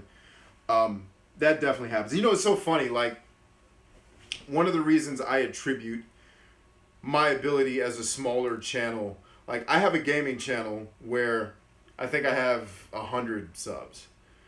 But I still have relationships, and it's just a hobby channel right now. Like, I don't monetize it in any way. I don't have a Patreon associated with it. I just have it because sometimes I still like making game content. Like, we actually live last night, we filmed Dragon Quest Builders, which is going to be important for the story that I'm telling you. Because I told my son we were preparing for family, hangout day today out at the farm where we're looking to buy land and build our final dream home. And I told my son, if you could stay awake, because I had some interviews and some things that I needed to do last night business-wise. It's like, if you could stay awake until I'm done with all that, I got a surprise for you. And the surprise was he and I are going to play Dragon Quest Builders on my other channels, a game that I've been waiting to play for a long time. What you all are not aware of is that Square Enix actually sent me that game. And here's the deal. What does Square Enix get out of sending me a game for a channel of 100 people? The answer is not a lot. So how am I able to do it? Easy. Relationships, friendships, and partnerships. I was able to convey value to them in ways that other creators don't. But most importantly, this is my belief. Now, they may see this and be like, nope, that's totally wrong, but I don't think they will. There's been a relationship and a friendship born out of the folks that I've been working with there literally since 2012. Because when I started working with Square Enix, it wasn't to get copies of games. It was to get permission for copyright issues on YouTube. When I first started doing my research, the reason you all and I are having this conversation tonight, with one video with Tim Schmoyer where I talked about YouTube and copyrighted material and how to use it properly, how to get access to it properly. I started doing my research with their teams 4 years ago, or maybe it's three years ago. Sorry, time goes very fast when you have a lot of kids. But the point is, I'm able to do things that even bigger channels, like I met a kid last year, the year before, who had his channel, it made mine look like ridiculous in terms of subscribers. And I was explaining to him how I got free copies of Call of Duty. And he was like, what? My channel's 10 times as big as yours. I've never gotten a free copy of Call of Duty. And his channel's based on Call of Duty. My one Call of Duty video got like 600 views. But why did Activision give me the game? It's because I understand how to build relationships, friendships, and partnerships. Okay? That's really what I want to drive home for all of you tonight, is that's where it has to start with relationships. These people aren't giving me access to things because at the end of the day, they believe that my 100 or my 12,000 subscribers are going to help them sell 500 more games. They believe in the relationship that we've formed and the value that I've added in the past enough to say, hey, here's one on the house. Okay? And then hopefully you being an advocate, because I don't ask for games that I don't ask for games unless I know I'm going to like them. So it's not like I'm going to make a review scathing the game, even though that would probably help their sales anyway. So they don't really worry about the review being great or terrible. But that's the point, is it's born out of relationships. And that's what I want to really drive home for you all. So when Jess is talking about these collabs that look like advertisements, there's no advertisement. I'm not advertising anything for Square Enix. When I played Star Ocean 5, before I stopped playing it, it's the parts that I loved, I actually loved. I'm probably the biggest Star Ocean fan on YouTube in terms of the videos that I've created. Maybe not. There's probably channels dedicated to it that are bigger than me and, follow it more than I do. But Star Ocean is one of my most favorite video game experiences in the history of my existence. So I'm not advertising. Like, I'm telling you a game that the whole world says sucked, I actually like, because I do. I did like Star Ocean 5. I didn't think it was the greatest thing in the world. I thought it had some boring parts. I didn't finish it yet. But I think it had a lot of redeeming qualities. It got a lot of things right that a lot of RPGs don't. And so I don't need to, like Jess is saying, I don't need to advertise for Square Enix. I just need to be me, because we have a relationship. And that's what I think the collabs really should focus on is what's the relationship? Like when Method Man did the song with Mary J. Blige. Was it business? Of course. But you could tell these are people that wanted to work together. You know what I mean? And I know that was totally a 90s hip-hop reference for my younger millennials out there. Don't worry about it if you didn't get it. Just nod your head. It's okay. Tech Bandit says, does Alloy 7 have a Discord? I think we do. I don't run it. I think Anna created one back in the day for when we were doing our streams. So you probably have to ask Anna, because I don't manage, strangely enough, I don't manage all the day-to-day stuff that happens here. There's other people that help me with that, but I think you know what? There's a couple of Discords associated with Alloy 7, because for those of you that are gamers, I run a role-playing game club on Google+. I don't know if you know that. We play role-playing games like a book club, and we discuss them over on Google+. It's a private community, but if you search RPG Club, you should be able to find it. Right now we're playing Dragon Quest 7, so you'll see that image, and you'll be able to request to join the club. We have a Discord for that. I hang out in there whenever I can. It's not very often. Usually I try to get in there once a week. Just chat it up with everybody, because that's what I love to do. Now, WebFam4 family. As long as your collaboration is comprised of like channels which add value and positive information experience to each other's audience. Okay?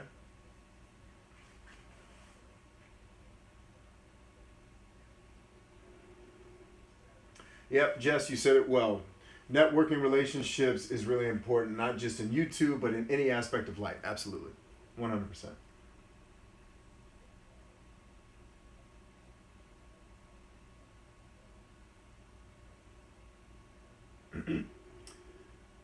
There's no such thing as bad press. There certainly could be bad press. There's definitely, and I get the sentiment. The spirit of that point makes sense. Things that get you attention are great, but you also don't want to get Ubisoft putting out a crappy game that was broken and didn't work properly. That's bad press. Because you don't want to be on people's minds for sucking. You know what I mean? But at the end of the day, does it hurt their bottom line? It probably did in the short term, maybe not in the long term.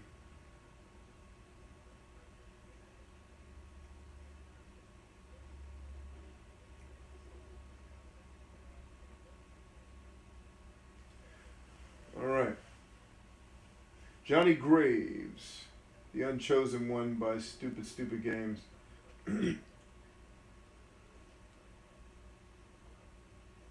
Yeah, so Insert Disc 2 is talking about making a video, and then the company sends him, reached out to them for a copy and made a video. They liked it so much, they got in touch with me immediately when the new level release. Yeah, it's funny. I just did a discussion about this game called Lumini, where, you know, the developer put this game out that was so critically acclaimed and the whole press and media liked it, and then the game flopped bad. And I was just talking about it's disappointing, but the developer, like the lead for the game, wrote an article for Gama Sutra talking about he wouldn't change a thing. Like, he was so positive. Like, I shared it with our Ninja Academy because I was like, look at his mindset. He just lost. Like, that's like losing the Super Bowl by 70 points. Like, you get all the way there and then you just get decimated. And then you listen to him talk. He's like, I can't wait to do it again. I learned so much from this. But like, he's just, everything was positive. And not like delusionally positive. Like, I'm just going to win with a positive attitude. It's no, legit. Like, this hurt.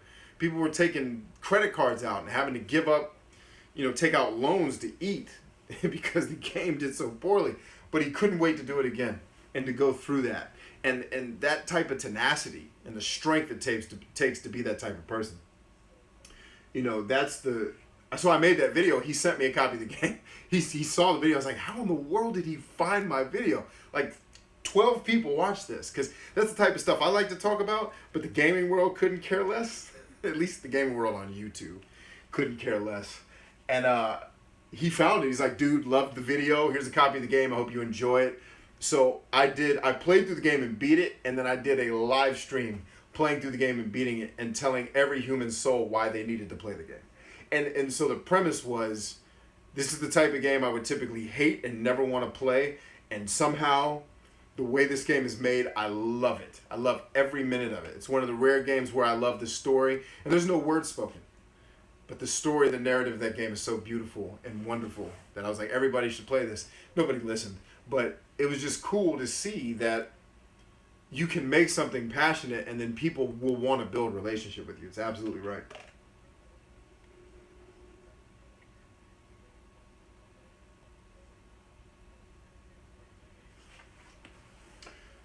So David's Den says, do you have any comments on the Bethesda policy that came out recently? They send review copies only a day before release. That's fairly common. That's nothing. I don't know what Bethesda's release window was back in the day, or if it was very different from that. And even companies like, I'll give you an example. I think I can talk about this. I won't name the game, but I was given a game that I reviewed, and I was given it 30 days in advance. But I couldn't release any videos until the release date. And it's because the developers and the publisher and the marketers, they want to control the messaging around the game until it gets on the streets. Because if someone gets the game early and then it creates this internet uproar of how terrible it is, especially if it's not terrible, it's just one opinionated influencer that doesn't like it and doesn't know how to be objective in their writing or in their presenting, can really damage a campaign to sell a game that could really be good. And so the PR teams want to be able to manage the messaging, and rightfully so. So like when I got Batman Arkham, what was the newest one? Arkham something? Arkham Hero, Arkham City. I can't remember. I got that game the day of launch. I got Call of Duty Advanced Warfare the day of launch. Did other people get it way before? Sure, but a lot of these games come with embargo. So even if you get it early, which was the point I was making with the other game, that I got 30 days early, even though I played it for 40 hours before making my review, and I had my review done weeks in advance, I still couldn't release it. So I think it's fine. I think companies want to be able to control the messaging around their games, and I think that's fair. I think if you're giving the media access to something in faith that they will protect your product until it's time, I'm not saying you don't be honest or you censor it, but it's, look, just don't let us have the messaging until we're ready to turn it over to you. I think that's fair. I've never had an issue with, like, I would love for there not to be embargoes because it would have helped my YouTube channel, because I could put the review out a week in advance, you know, or a month in advance and get the views. But you know, I figure if this company was gracious enough to give me their wares and they're not censoring me in any way, they're just saying, hey, hold this until we're ready for you to talk about it, I don't have a problem with that at all.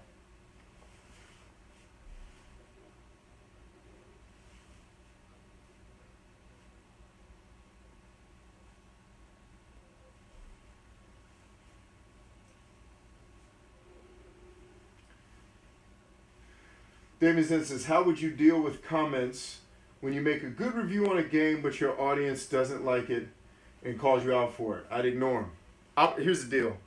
I need to write this on the board because every human soul needs to understand this.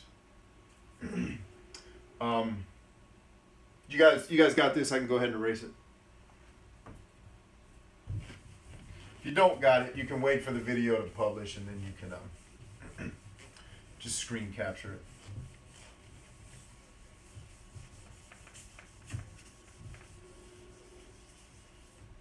Write this down if you're taking notes.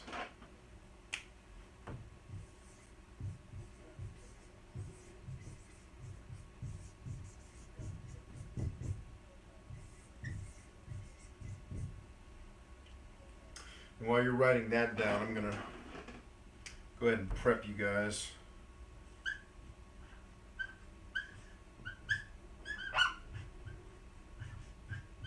For those of you who are new here, I want you to have access to my free ebook, my YouTube survival guide. It's called the YouTube Gamer Survival Guide, but frankly, the messaging in there will apply to whatever type of YouTube channel you're creating. A lot of it applies. People ask me, does your book apply to Twitch too? And it does.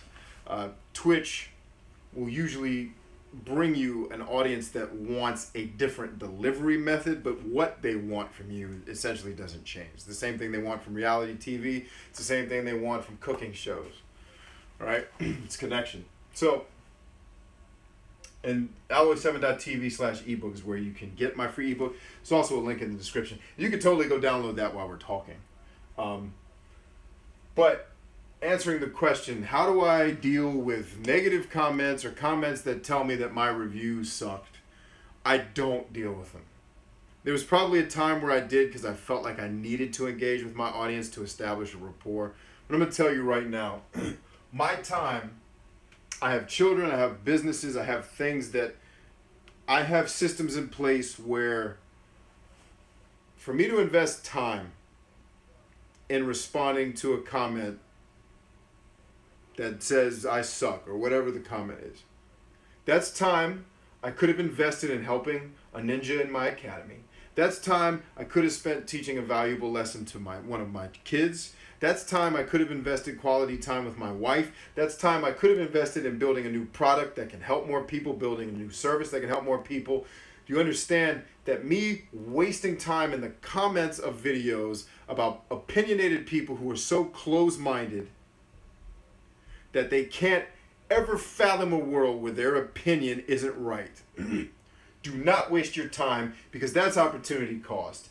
Opportunity cost is the cost you give, is what you pay to get something else. In other words, you had to invest time dealing with this individual, but the opportunity cost is you could have invested that time in something that would have made the world a better place. It's opportunity cost. The cost of something is what you give up to get it. That's actually the definition of opportunity cost. Like, the cost of me talking to this individual where this conversation is never going to go anywhere great necessarily. You know, if you're in a healthy debate and you're making videos because you want to discuss them with people, that's okay. But if you're just dealing with people who are closed-minded and calling you out, why? Why would you even engage? Like, if somebody comes to me and they can't at least say, look, I disagree with you, but I can try to be open-minded and at the very least, just see where you're coming from. Even if I know I'm going to disagree with it and I think you're wrong and whatever, I at least am willing to hear your side of the story. If you don't come to me with that, we have nothing to talk about, because you already told me in the comment you don't want to discuss. You just want to tell me how wrong I am. Noted. Okay.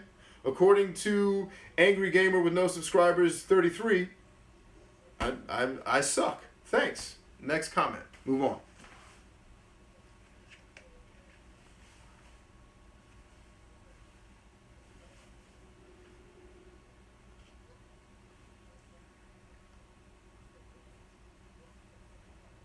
Exactly. If you go to the movies, you give up a night at home watching TV. And so what you want to do is minimize bad opportunity cost decisions. I could be sitting here responding to, because I get angry comments, because a lot of my game reviews, for example, still get a decent amount of viewership, even though I don't make them anymore. You know, and I'll get, so, you're wrong, you suck, Fallout 4 is awesome. Like, okay. Noted. I suck and I'm wrong. What else do I need to say that? Like, I'm not like I'm gonna change that guy's mind. Whoa, I'll tell you something, Buster. Like, get out of here. Like, I could go help people in their lives. I can go to the gym and work out. Like, I can do literally a billion other things that are better than talking to some closed-minded gamer about why his opinion is better than mine. I won't waste my energy on that. There were times where I did, because I used to like building engagement on my videos, so I would kind of respond in a, I'd be really polite when they were being a jerk, almost in a patronizing way, but I don't have time for that anymore. Jolly Mage, I also just hit 4. That's one of our Academy brethren and a moderator here. He says, just hit 4,000 subs and I can finally do my big giveaway. Excellent, man. Proud of you, dude. You've been working hard. Been working really hard. I'm glad to see you win.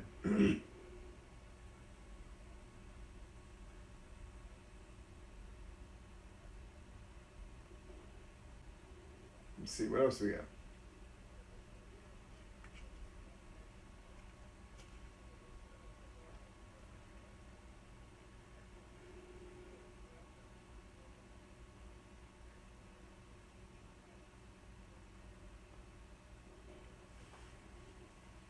So Guardian Soulblade, I think I can muster some type of lesson out of this comment. I think it's good. It says, people want the last Guardian to fail so they can gloat.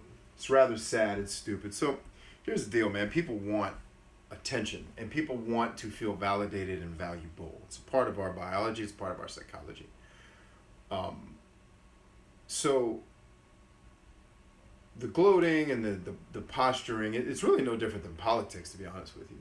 You know, I watch, politics is a very fun thing for me to watch because I'm not political. I don't much care for politics or politicians, not the humans. I'm sure a lot of them are fine people, but the roles that they serve. I think a lot of our system's just outdated and it hasn't kept up with the times. And I don't think there's really a hard push by many of the people in it to change that. Some of that comes from personal experience. Some of it just comes from my own bias. But the point is, I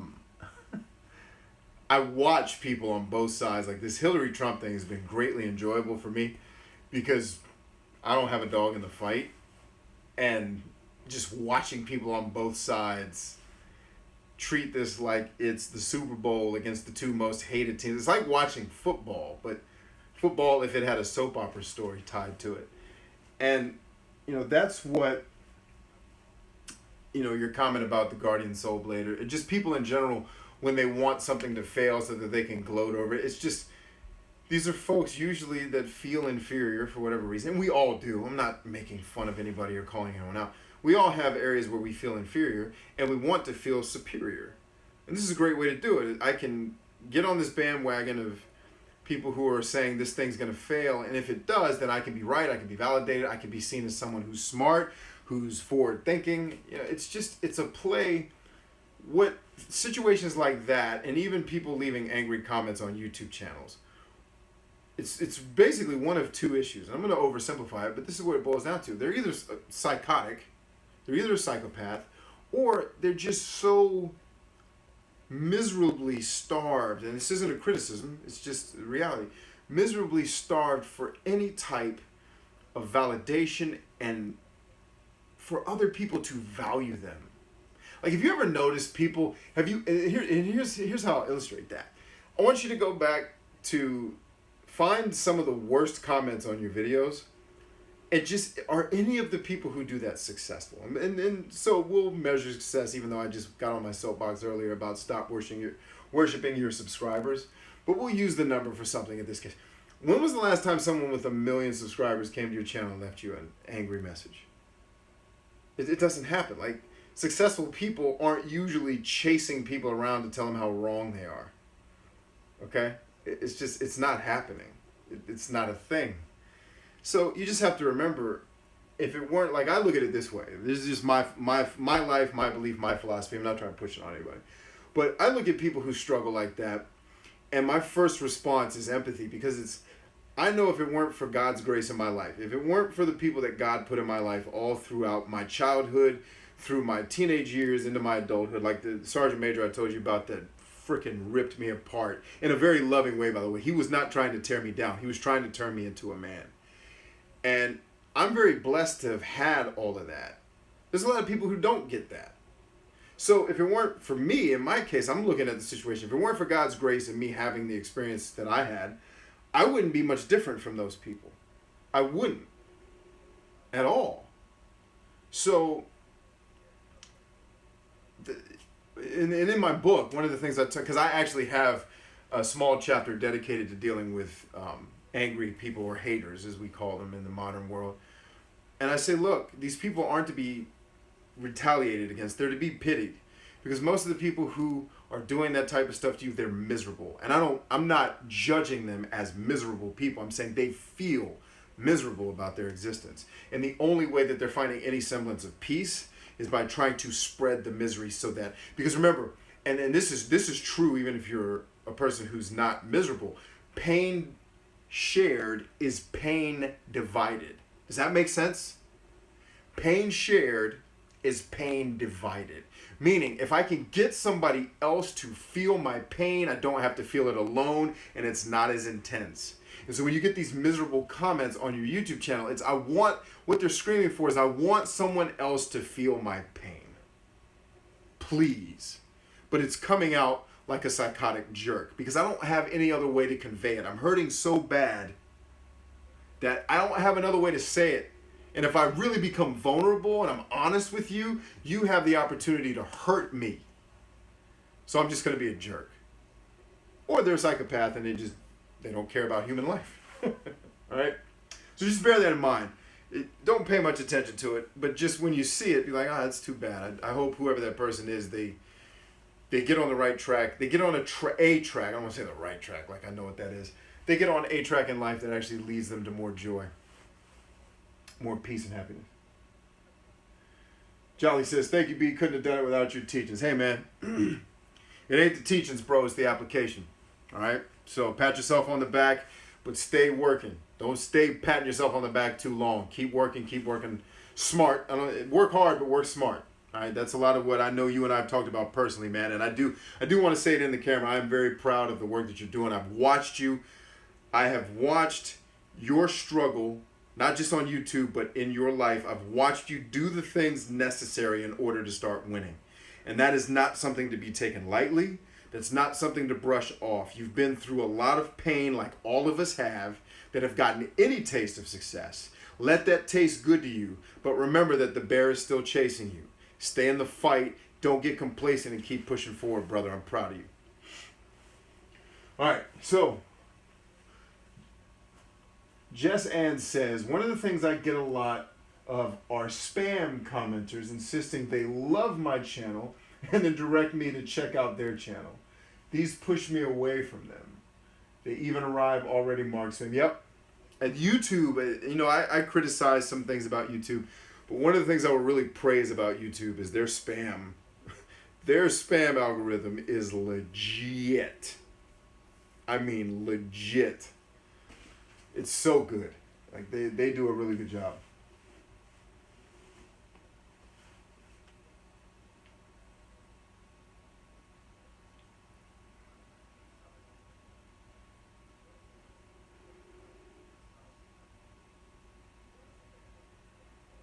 Yep, One Flew Over the Cuckoo's Nest covers your point about pain. Well, absolutely. He says nice Nintendo. Evan Michael says nice Nintendo up there.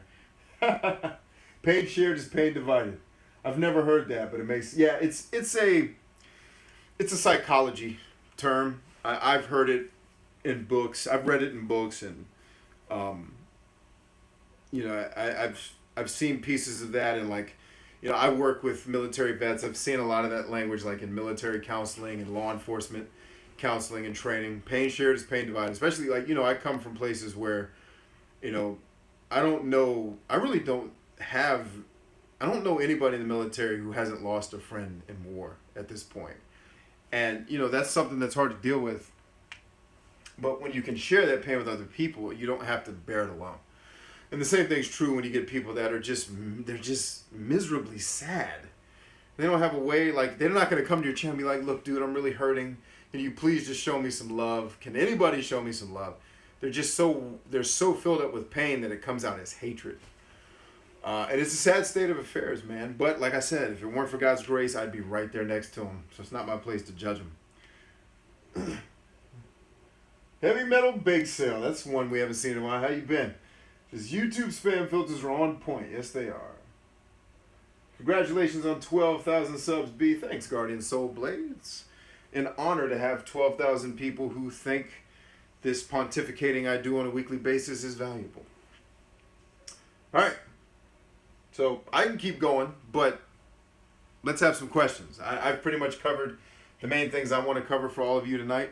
I will remind you, before we get to the closing of tonight, those of you who are in our academy, I'm not going to get into the whole spiel on the board stuff tonight because I don't feel like having a sales discussion, but I will tell you, the YouTube Ninja Academy is finally getting ready to enter we've launched the green belt, the blue belt, and the black belt.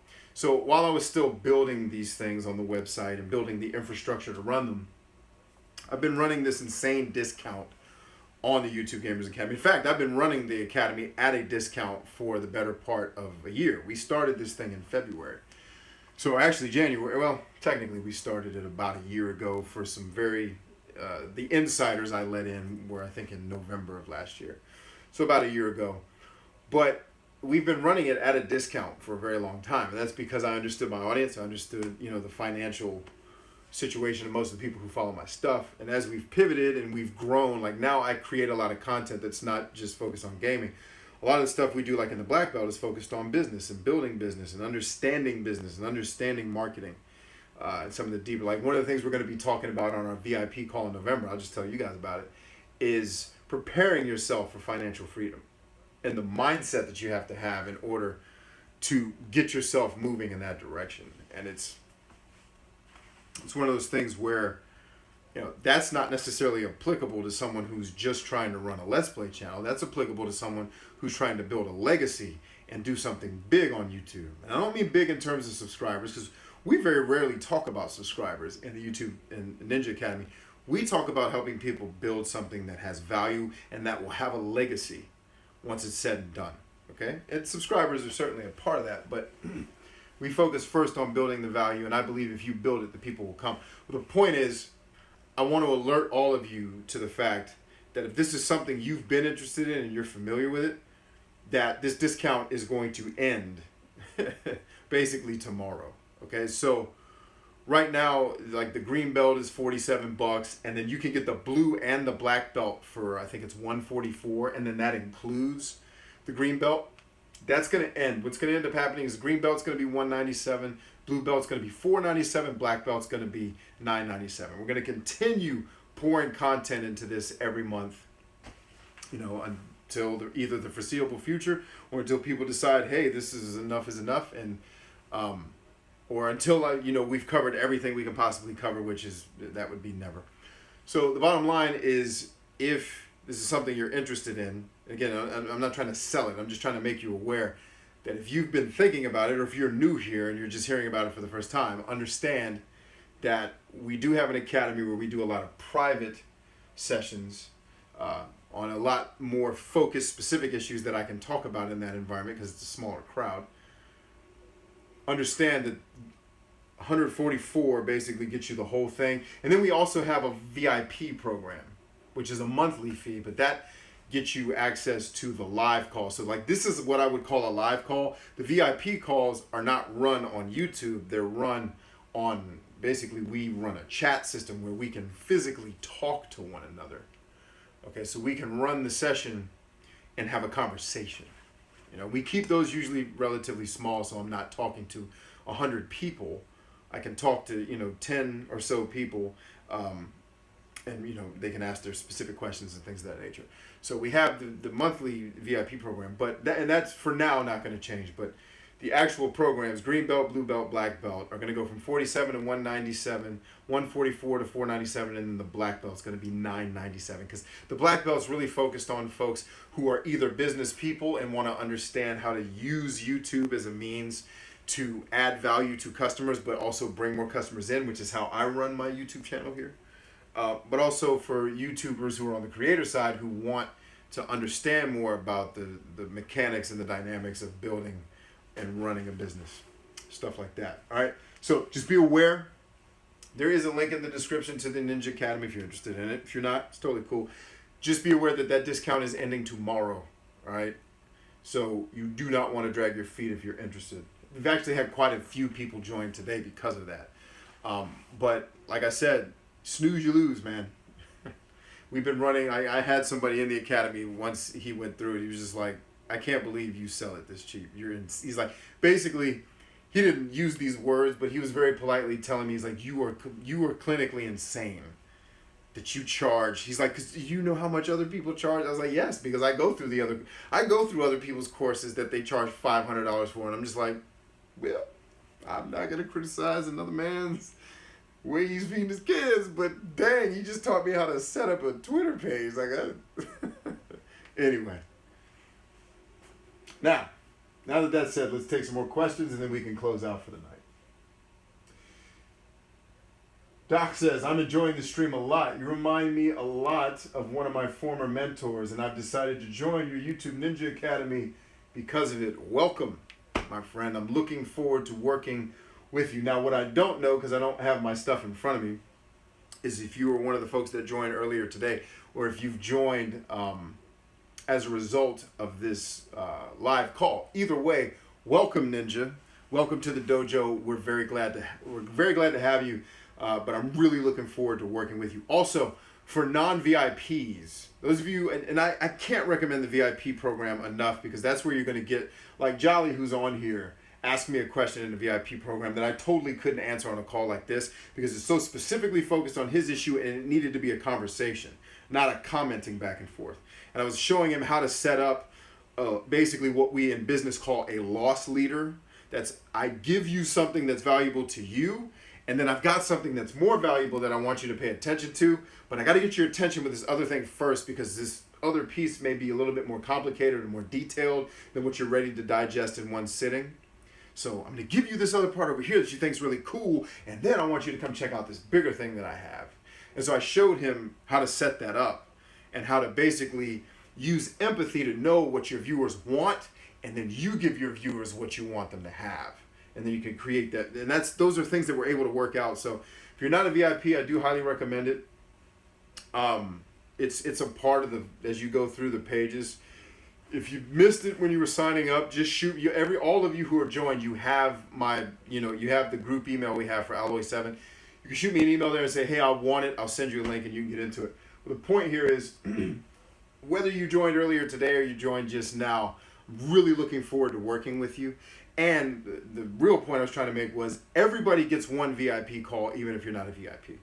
Okay, that's kind of I want you to have access to these behind the scenes conversations, even if you're just in the green belt, you still get one VIP call. The folks who are on a monthly basis get not only the monthly calls, but I just set up a section of the website too, which is going to catalog the VIP calls, which usually we pull certain parts out of that to put in the green, blue, and black belt. But then there's like the Q&A sessions, which are huge, that are just for VIPs. So anyway, looking forward to working with you. And stream, excellent. Welcome, welcome, welcome. Very glad to have you here. All right, insert disc 2 says, I may have missed it. I'm now tech supporting Premiere Pro. What about us veterans, alpha, beta members that have been here since the beginning? Is our price point changing at all? No, okay, so I put on the private Facebook group, I put a message addressing that, but I'll answer it here for any insert disc 2. I know for a fact that you joined back in the Patreon days and you were on the monthly Patreon subscription. You have access to everything, including the VIP program, as long as you maintain that Patreon. So no, nothing, literally nothing is changing for you, because you were one of the people that got in during like our beta phase, where we were still testing it and piloting it. And And I believe, like, if you're with me from the beginning, you get the benefits in the end. So, no, you're not, you owe no more money at all. You still have access to green, blue, black belt, and VIP. There's some other people where it may be slightly different than that. But so basically, anybody that signed up in the early days, the Patreon piece, and then there was a promotion I ran on PayPal where people are paying a certain amount a month. You're also green, blue, black belt, and VIP. You don't need to go spend $400 or whatever, $500 for the new stuff. You're in all of it. Okay. The only thing you need to make sure you do is go to the Facebook group and click on the link and set up your account if you haven't already, so that I can then, either have my tech staff or I'll do it myself, go in and activate your account. And so for Doc Collie, just know that the green belt is not going to show for you right now because we've got a bug in the system. I will, after this call, adjust your account so that you can see the green belt. So don't be afraid when you log in. You're like, crap, where's the green belt? I see everything, but that's totally on our end. We're working, trying to figure out, like, we know what the problem is. We're trying to figure out what is the best solution because we already got a lot of customers in the system. We don't want to create more turmoil for you all. We will physically go in and adjust your account so that you get access to the green belt. So don't worry about, like, if you signed up the wrong way. I'm sure whatever you did is fine. And that's if you purchased the blue belt. If you purchased the green belt, you should be fine. But if you purchased the blue and black belt, and then you're like, I see blue and black, but I don't see green, don't worry, you will see that before my head touches the pillow tonight. I will make sure of it. Okay, now,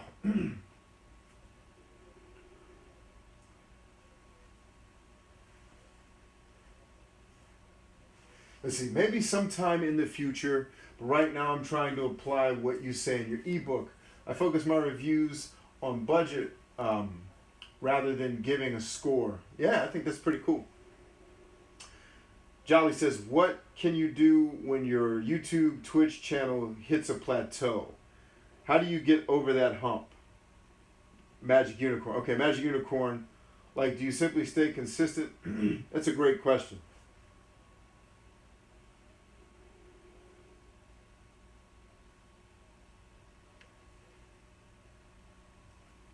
Okay.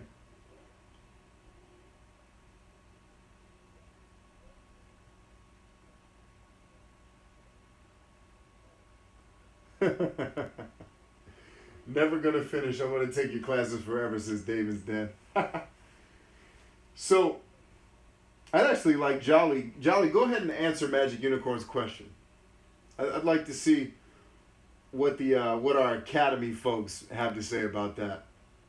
Because it's really nuanced. A lot of it, like, if you hit a plateau, there's some basic principles that you can apply. Either your messaging got stale, or, like for me, when I hit the plateau with Alloy 7, it's because I hit critical mass. Like, I got pretty much as much of the audience that I first targeted that I was going to get.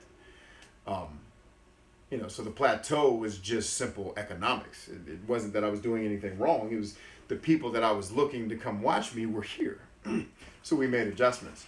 But in your case, a lot of different things can play out.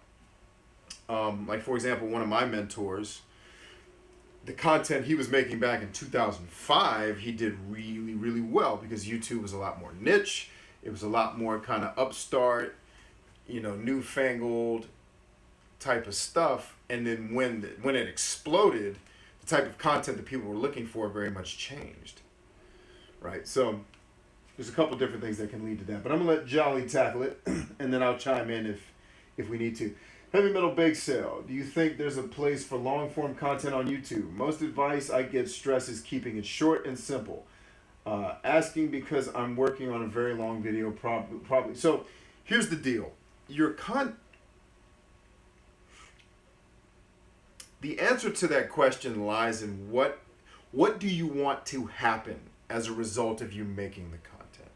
All right, so if I were trying to be an entertainer, I would not make 2-hour-long coaching videos. Unless I was making like a 2-hour-long stand-up live comedy, maybe. So and that brings up a good point. So long form, short form, yes, I believe YouTube absolutely has a place for long form content. I just think the way that YouTube is wired to work, and actually I just had a conversation with my partner manager about this last week, about, you know, the way the algorithms work. For those of us that make longer form content, it's a bit more challenging for us to get the perennial viewership, because a video that's 2 hours long is going to have a retention percentage of maybe as high as 10%. It's not going to look good to YouTube's search algorithm. So let's promote this video that's 5 hours long, but people only watched 4 minutes of it, right? Doesn't mean that that video can't do well over time. It just means it's not going to get the early promotion. Where those videos will start to win, you'll see one of the videos we do in the Academy talking about the anatomy of a new channel starting with 0 and 0, is where you'll start to win is in suggested search more so than just, you know, raw. I look for The Witcher 3 Wild Hunt PC review and my video comes up 7th. You know, this training course here may do well in the short term, but after a while it's going to drop in search just because it's so long and people didn't stick around for the whole show. So the overall watch session time will drop, etc., etc. But it doesn't mean there's no place for it, because remember, I can put out a video that does 300 views, and let's say you're just looking at it from a money perspective. I could put out a video that does 1,000 views or 8,000 views, but makes several $1,000s, right? Potentially, if it does the right things.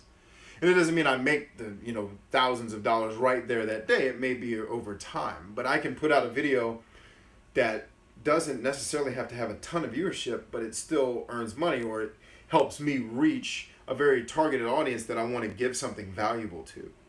So was my long form content a good thing? Yes. It just means that my long form 2-hour video is probably not going to get millions upon millions of views. Now, if my goal were to get AdSense money, in other words, I want millions of people watching my video, because that's going to equal thousands of dollars coming into my bank account from AdSense, then longer form content's probably not your best bet. Because, again, depending on what the long form content is, I'll watch stand-up comedy for 1.5 hours on YouTube. Like matter of fact, I watched a video with Seinfeld, Louis C.K., Ricky Gervais, and Chris Rock. It's 50 minutes long. I watched every minute of that, and I actually shared it with the Academy because there was a lot of teaching in what they were talking about. I mean, these are the titans of their field. These guys have reached the pinnacle of being comedians, especially with Seinfeld and Louis and Chris and Ricky, all of them.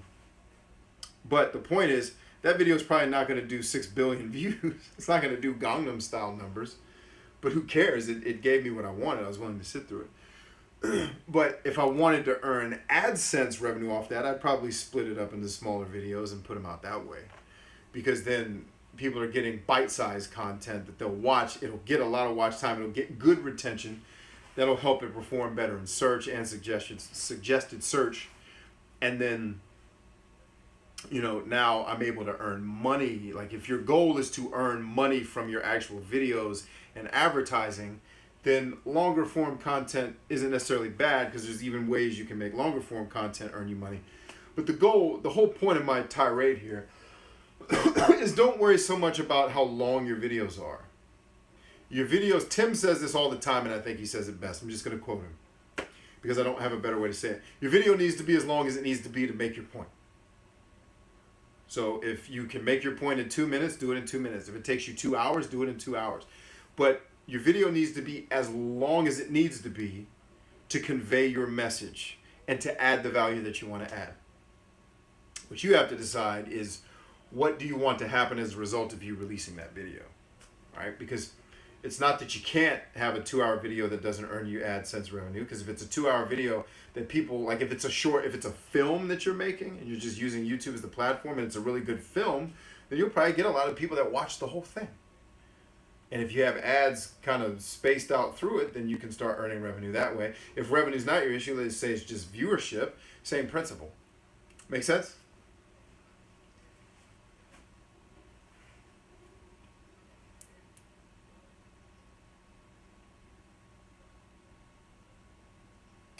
So Magic Unicorn says,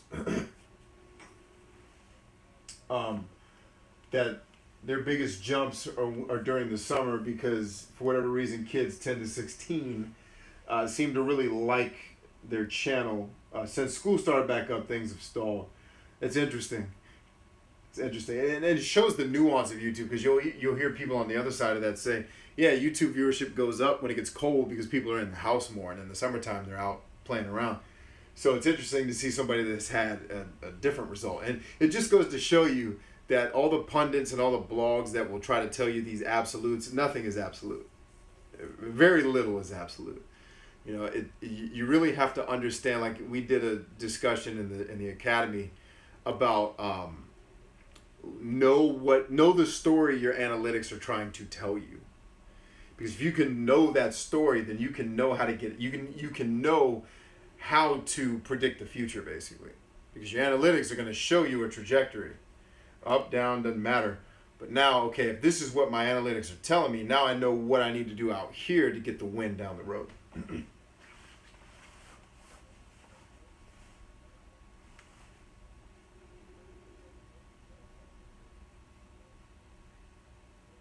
That's good advice, Jolly.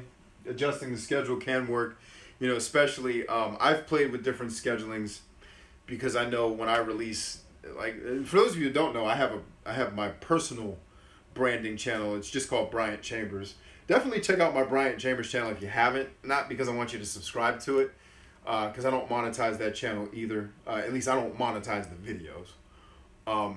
But there I do a lot more personal and professional development that's not necessarily YouTube related. Like right now we're doing a huge series on personality types and what it means if you are a certain personality type in terms of your lifestyle, in terms of dating. Like I do dating videos, like if you're a certain personality type, here's the temperament that's kind of geared towards working well with you, but here's also the things you need to be aware of about you that are going to affect you when you start dealing with people of other personality types, etc., etc. So there's a lot of value there. Jolly can actually, I'll ask him to post a link to my other channel in the comments here so that you guys can go check it out. Guys and ladies can check it out.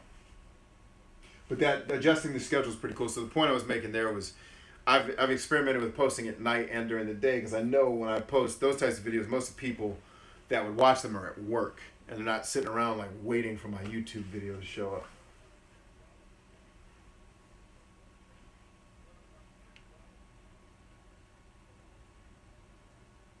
So Jess Ann says, I always wonder why vlogging channels attract young audience. Says 8 to 16 years old as well as some other. And it really just depends. You know, I've always, like this channel, for example, has always really hovered around the older 20s into the 30s. We do have a decent contingent of, obviously I'm not a vlogging channel. I'm just putting it out there as an example. We have a decent piece of the 18 to mid 20s folks, but, you know, the kids ain't here. Because they're not going to sit, and there's a couple. They're usually like my son's friends who just pop over to say hi. But really young folks, it really depends. Because like I look at the shows my kids watch, and I'm like, good God, how do you watch this?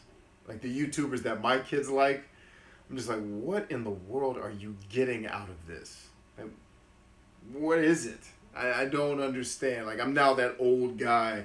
It's like, you kids and your entertainment don't make no sense. Like, I'm that dude now. I watch this, like, because they want me to watch it with me. Dad, come watch this, you know, Minecraft player. I'm like, no, I'd rather watch paint dry. I don't want to. But I do, because they're my kids and I love them. But, you know, it really just depends on what the content creator is serving up. I know in my kids' case, it's the personalities. They're drawn to these upbeat, welcoming people who are also sometimes kind of funny. You know, it's just sheer entertainment for my kids. Whereas the stuff I look for is a little bit more cerebral. Even the entertainment I look for is very cerebral in nature. Heavy Metal Bake Sale, it's my pleasure.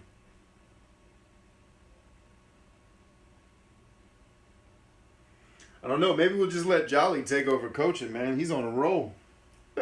I can go to bed and just let Jolly finish the session.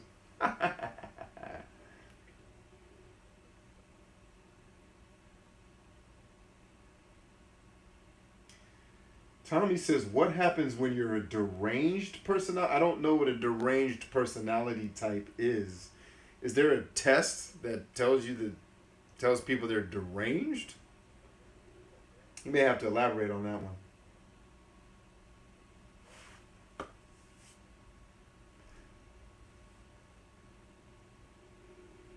Thank you, Jolly, for posting the links.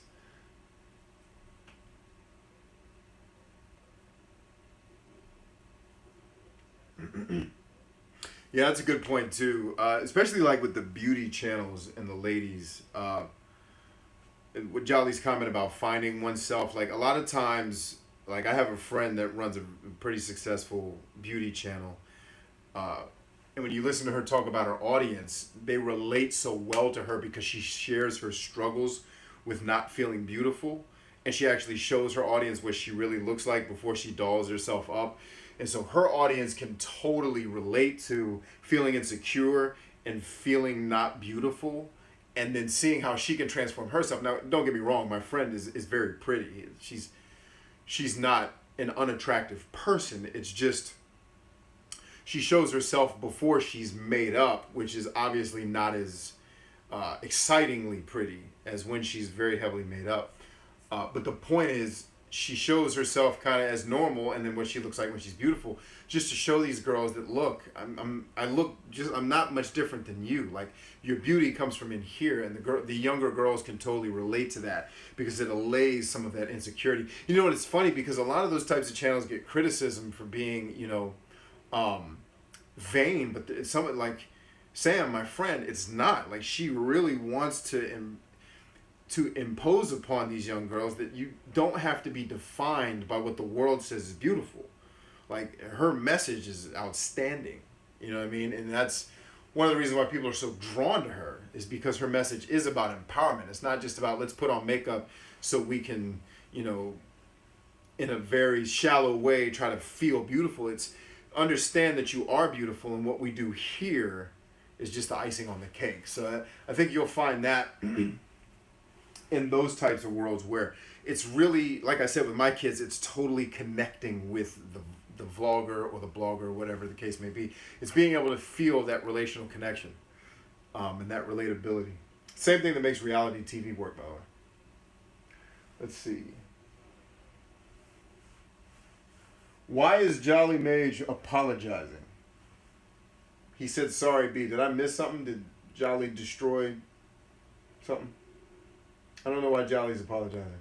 Jolly you haven't done anything to warrant a sorry, but I'm cool, whatever it is that you did. So Magic says, good points, BC, thank you. Learning who my audience is, whether intentional or unintentional, can be a great tool for growth. Absolutely right. I just need to learn how to use it.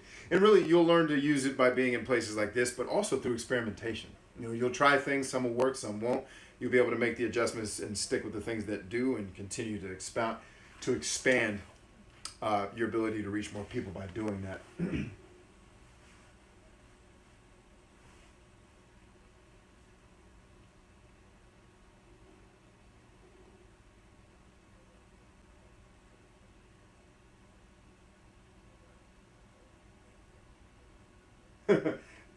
Tech Bandit says, not getting a lot of sleep tonight.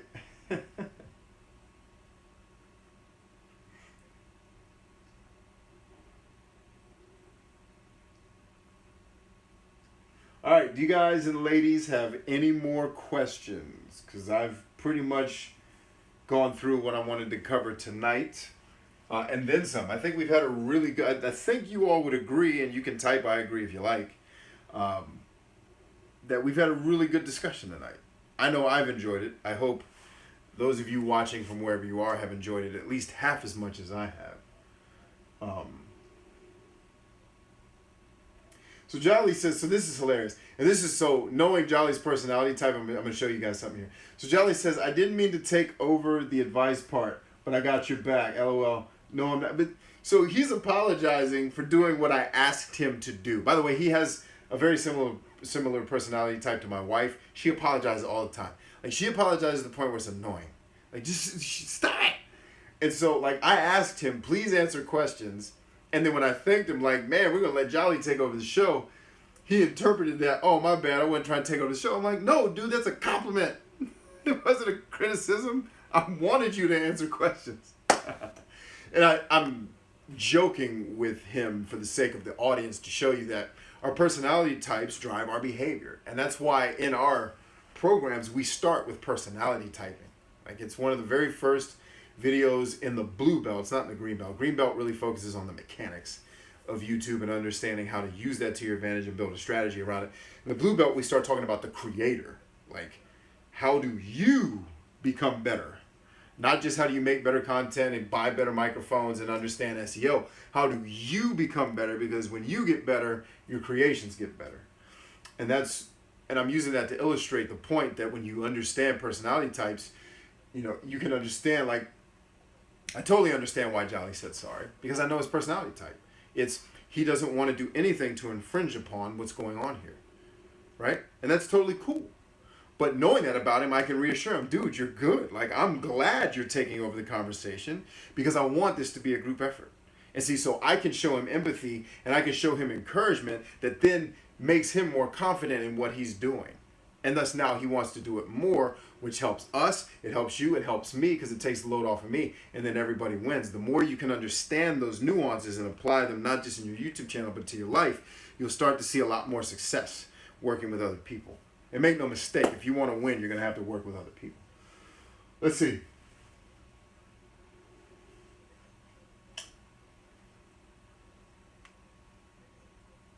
Galactic HQ says, B, I need help with the Ninja Academy. I can't find the materials. So did you sign up and then when you went in there, you didn't see, like, you see the green belt, but there's no videos? Because that's a bug. Don't worry. When I'm off the call tonight, either me or my tech support team are going to go in. So everybody that's joined tonight, or if you joined before I started the call tonight and I just haven't seen it, or my tech support team hasn't seen it, when you join, if you signed up for the blue belt, the green belt's not going to show. You didn't do anything wrong. You're totally in the right. We need to go in and manually manipulate your account because the way it's set up right now in the coding, it's not 100%. It's not catching it for some reason that when you went blue, you should have had green too. So we will go in and add the green for you manually if that's what you're talking about. If there's another issue you're having, you can expound on that in the comments here and I can try to address it. Let's see what we got.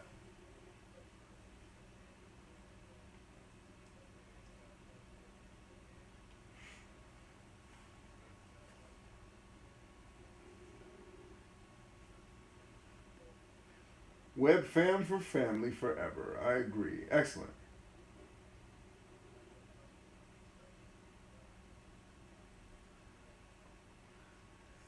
BC and Jolly are doing a collab within a stream about collabs. There you have it. iFlames. Enjoy it very much. Still got to go back and watch it all. Cool.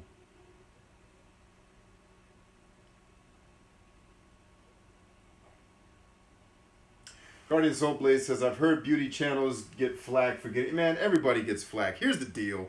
And I've had to tell family, friends, people I've coached this. Nobody hates on people that are losing. Okay? Remember, and so take that advice to heart. When you start winning, you better be prepared for people to be mad about it. Why? Because they want to win and they're not winning. And they want to know why some other human being is getting something they're getting.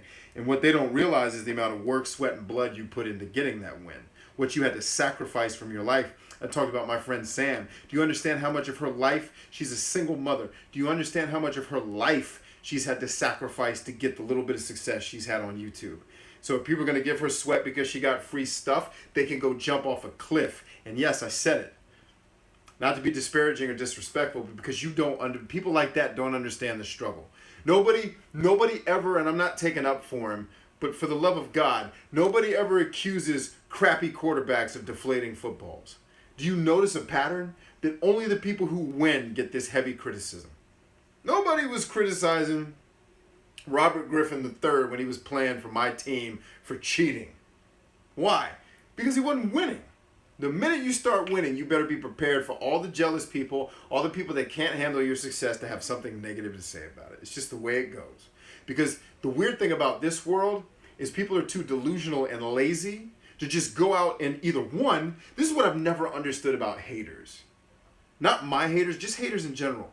Like you do something and somebody else does something better than you. And so your whole thing is I'm going to tear this person down. Why not just call them up and be like, hey, you're winning at something that I want to win at. Can you help me? I don't know a person in the world, like I talk about all the time on this channel, how I have one of my acquaintances slash friends in the music world who's, you know, a Grammy nominated artist. I reached out to him for help because I saw what he was doing in music and it could totally apply to what I was doing in business. I wasn't about to sit here and be like, well, when I was rapping, I was better than him. Shut up. Nobody hates a loser.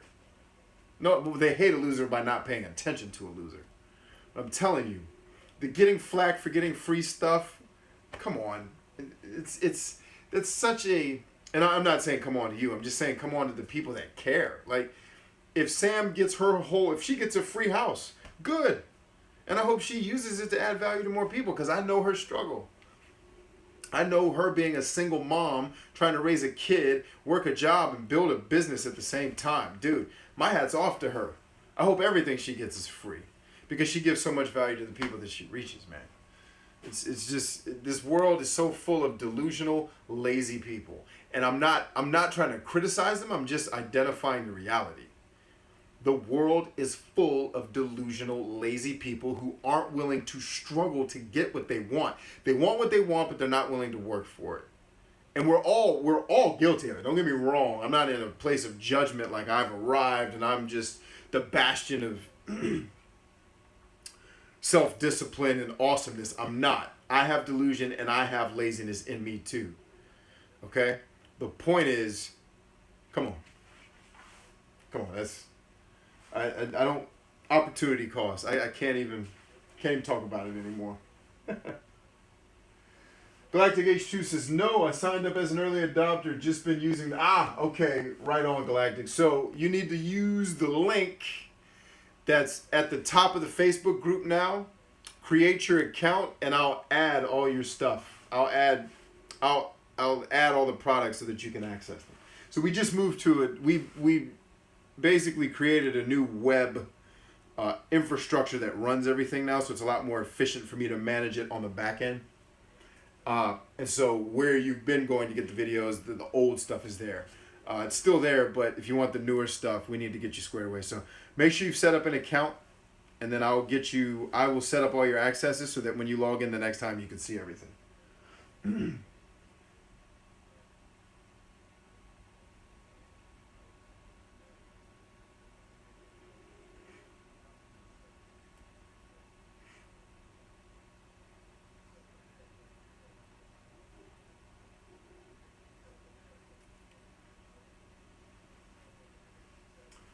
So yeah, so to Galactic, you do want to re-sign up, and then once you do, I'll add the permissions to your account so that you can access everything.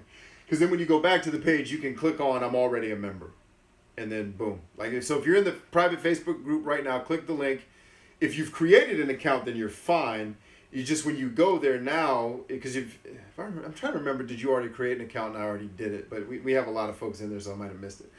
But if you haven't created an account, you need to. And then once you do, I'll add the permissions. And then the next time you go there, you just click I'm already a member, and then you can just log in. And then you'll be able to see everything you're supposed to have access to.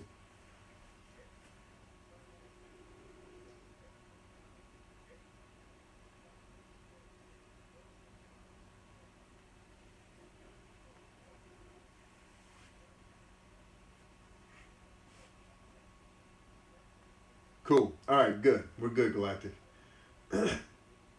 Collabception. All right, any more questions? Yep, fame does bring jealousy, unfortunately, Magic Unicorn. People just think they're entitled to win without working for it. And I don't really know where that comes from. I guess what I think happens is people see other people winning and they think it's easy. And they're like, well, that person must have slept with someone to get that job. Like, you can't imagine, like, in the corporate world, in the places where I've actually worked in my past, where you see a pretty girl in the office that's successful, and then immediately the not as pretty people are like, oh, Shang, who's she sleeping with? to get this job. Like, maybe she's just smart. Like, why? Why did she have to? It's insanity. Like, ugh. And maybe she did sleep with a bunch of people. I don't know. And actually, I was. Nah, we won't talk about that. But so let me be clear. I wasn't taking part in something like that happening. I just know that there was a situation in a place where I worked once upon a time, where someone was doing that. Let me be clear on camera. So it doesn't sound like there's a scandal associated with me. But anyway, the point is, people just don't like to see other people winning when they're not winning. I've never, like, I can't wait. Like, when I hear people are doing better than me, I get hyped because then I'm like, that's another person in my freaking network that I know can help me win better too. Like, so, like, even in our academy, like, I hope everybody in the academy surpasses me. Why? One simple reason. Because then more people, like, this dude is so good that all his students do 10 times better than him. Who doesn't want to work with that guy? That's the best thing that could happen to me is everybody in the academy just wakes up tomorrow with 400,000 subscribers and like, why does this dude have 12,000? I don't know, but everybody he's coaching got 400,000, so he must be doing something right. I don't know. You want people to win, man. One of my coaches says, you know, our legacy is built on your success, not mine. It's like, if you aren't winning, then, you know, that's a bad reflection on me. You know, and winning isn't just subscribers, obviously, because that takes time and that takes practice, and you have to actually apply the principles. I'm very fortunate that the folks we've had in the program understand that this is a process and it takes time. It takes time to learn, but it takes time to apply and to make adjustments and learn from your mistakes. And it's been very pleasant. But again, I also target a very specific type of people. I don't go chasing people down, begging them to get in my programs, because this isn't about the money. This isn't what I do to feed children. You know what I mean? Like, this is something I do because I love doing it, and we just happen to make some extra money for the business on the side. And a lot of it, honestly, goes right back into, you know, me buying new apps to run the website and things like that. That's where a lot of it goes. So, you know, 'tis what it is.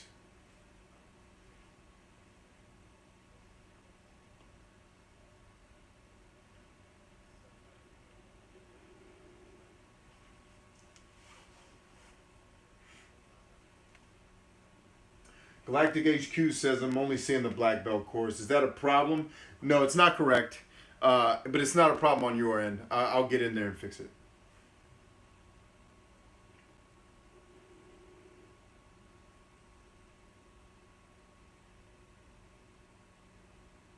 He says, I knew there was a catch. You want to latch onto our success. All right, any more questions?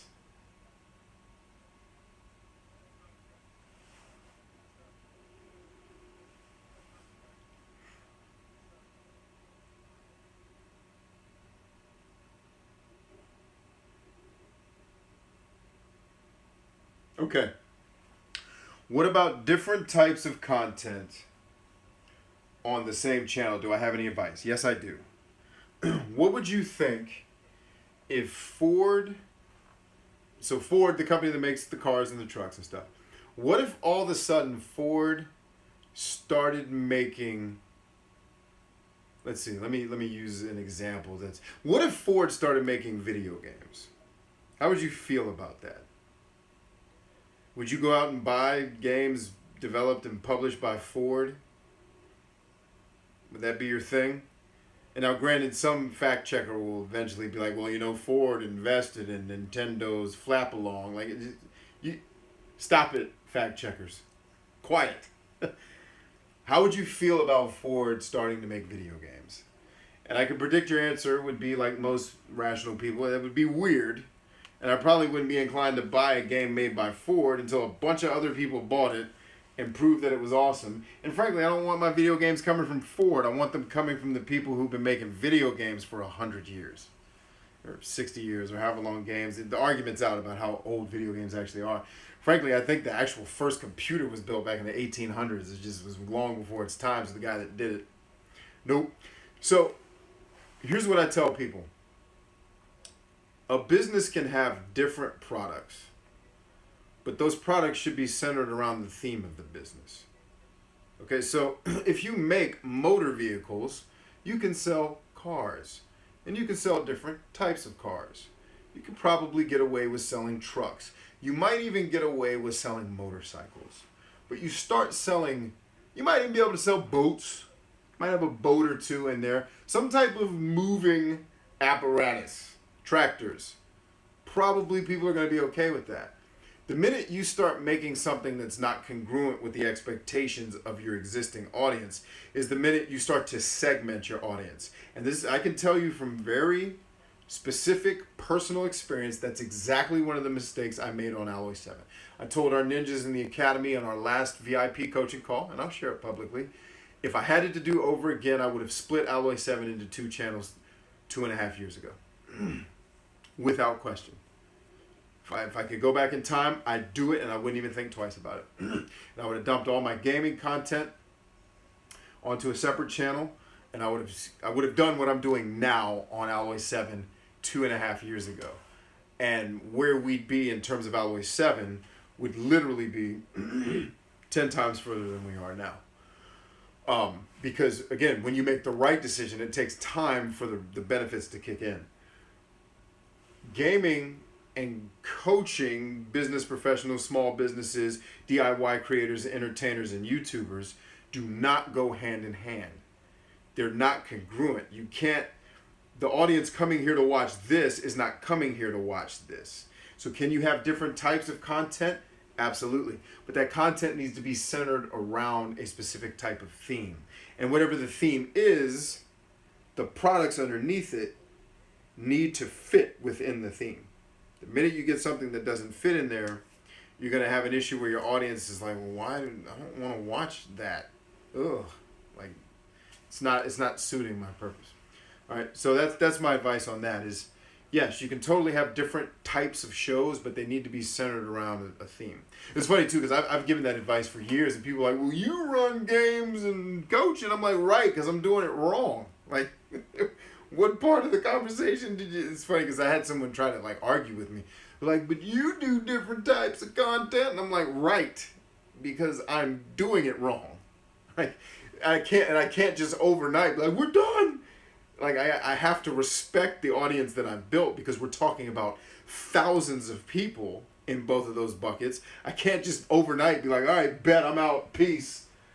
Like, you guys figure it out. Like, I need to take them on the journey and respect these people who've been with me for 3.5 years to say, look, we got to make some changes in order for this to work. And it's going to take a little time for us to split it up. All right? So learn from my mistakes.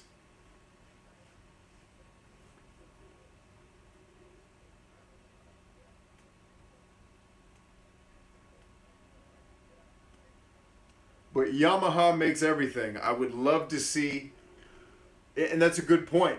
So don't assume because a business is large that they're doing it right. You know what I mean?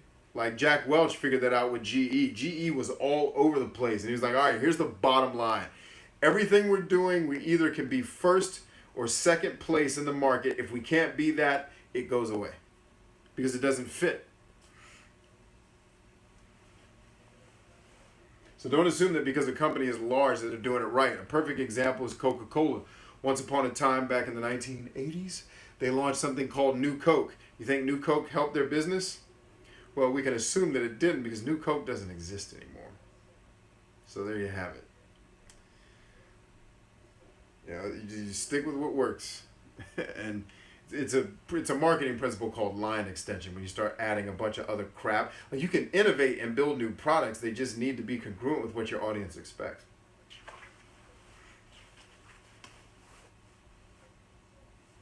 Yeah, and Samsung's a great example. When you start, Sony is a perfect example. You know, they started off in a much smaller electronics niche, and then they started branching out, and look at the turmoil they've had. Like, they started buying music. They're the second or first biggest music producing company on the planet. That didn't end well. It's not ending well for them in that regard. So it's, you know, people get big, they get success, and then they think, well, I'm infallible. I can just do whatever I want. And then eventually, that doing whatever you want, it doesn't necessarily crush them. it proves to be unfruitful for them to do whatever they want. And so they have to go back to what they actually are good at. You know, and so the thing I'll caution using those big examples, you got to remember some of these companies have been around a very long time. Like most of us on YouTube have been around less than 10 years. So we don't necessarily want to use Sony as like if there's a company that's winning doing the opposite of what I'm saying, let's assume like if they've been in business for 50 years that they've figured out some things to make it work. Like if you can build a 50-year run on YouTube and you can make 17 different types of content, then rock on. You know, it would be like if the Food Network started broadcasting stand-up comedy shows. Like, I'd find that particularly hilarious and probably watch it. But that's because I'm a jerk who likes irony and sarcasm. It's not because it was a good idea for the network to do it. So we have Insane in the Rain Music says, got a question. What do you recommend for a channel with a relatively high amount of inactive subscribers? Is it worth it to try to reactivate them or just focus on developing new interested viewers? So there's a couple different ways you can approach that. If you have a high number of inactive subscribers, you need to hearken back to the time when they were active. Okay. Once upon a time, I have to imagine that these subscribers were active. What were you doing then? Right? What were you doing that made them want to join in the first place? It's the first thing. 2, is what you were doing to make them active congruent with what you're doing now and where you want to be a year, 2 years, 3 years, 4 years from now? And when you can identify those things, then you can say, okay, look, I was doing, you know, stand-up comedy when I got these subscribers first, but now I've pivoted and now I'm running a DIY channel. It's probably not going to be very valuable. Like if DIY is where you want to go, like, again, just use me as an example. We don't even have to do hypotheticals. I can use real life experience. You know, I had a lot of inactive subscribers when I started doing the coaching. That's why you see a relatively high subscriber count versus a very low viewer count. One, my videos are extremely long, but that's because the folks that showed up at first came because they just wanted to learn about monetization. And they figured we'll stick around because eventually he'll say something else that I care about. But as a coaching channel, you can't really expect everyone to watch everything you make because they're not going to be interested in everything you make. A lot of people are here for different reasons. So I can look at what I'm doing now and say, okay, when I got a large influx of subscribers, it's because Tim, you know, I made a video for Tim that did over 1 million views that's focused on copyright stuff. So I had 2 choices. I can either continue doing what I like, which is helping people with these types of issues, or every month I can just throw out a monetization video and get a ton of views, probably get more subscribers. But the end game of that doesn't win for me, because if I continue to build subscribers off of monetization and then they never watch anything else that I'm creating because all they want to know is how do I make more money, then I'm doing myself and even them a disservice. So reactivating your users really depends upon, 1, can you? And 2, does what you need to do to reactivate them work with where you want to take the channel in the future? And once you can answer that question, you'll know exactly what to do. You know? So the answer is it depends. There's no black and white. Like I tell people in the academy all the time, get used to me saying there's no black and white answers often. I mean, obviously there are black and white answers in the universe. You know, you jump off the Grand Canyon and chances are you probably not, the end of the day for you is not going to be great. Okay, I think we can black and white say that, but what we can't say black and white is giving you advice without knowing more, you know, more of the variables that should inform, more of the information that should inform that decision. Okay, hopefully that helped you out. Great question, by the way. That was very, very excellent question. I've lived through that here, and I've kind of made it a point on my other 2 channels to never go through that again. So I do all my experimentation up front. Okay, now I know what works. That's where I stay. As long as what works for me, then it's win-win for me and my audience. So Kenny W says, I just signed up at the Academy. Looking forward to going through the content. Welcome, Kenny, newest ninja to the Academy. Just be aware that when you set up your account, If you just join as a blue belt, you're probably not going to have access to the green belt. It's not your fault. We got a bug in the system. I will, like everybody that's joined throughout the course of this call, I am going to log in or have my tech support team log in and adjust your accounts accordingly to make sure that you have access to everything that you should. And in the event that you wake up tomorrow morning and stuff's still not working, shoot me an email. And anybody in the academy will tell you when they have a technical issue, I usually interact with you directly. I have the tech support team, I'm yelling at them to fix it. But I am usually the one that's going to interact with you because I don't want a new member of something I'm running to have to go through bureaucracy when like, yo, dude, I just sent you money. Let's go. Okay? Because that's how I'd want someone to treat me. All right? Now, there will come a day as we continue to expand where I'll have a person doing that. But the point is I want to make sure you have everything you need to get started. All right? So if you just joined and you're in the blue belt, chances are you don't have access to the green belt. It's not your fault. It's my fault. We'll fix it before I go to sleep tonight. All right? Cool. Now then, and thank you. Thank you very much for your faith in me. I will do everything I can to make sure that we do not disappoint. And so will the other ninjas in the academy, some of which are on tonight's call. Let's see what else we got. Lily said something.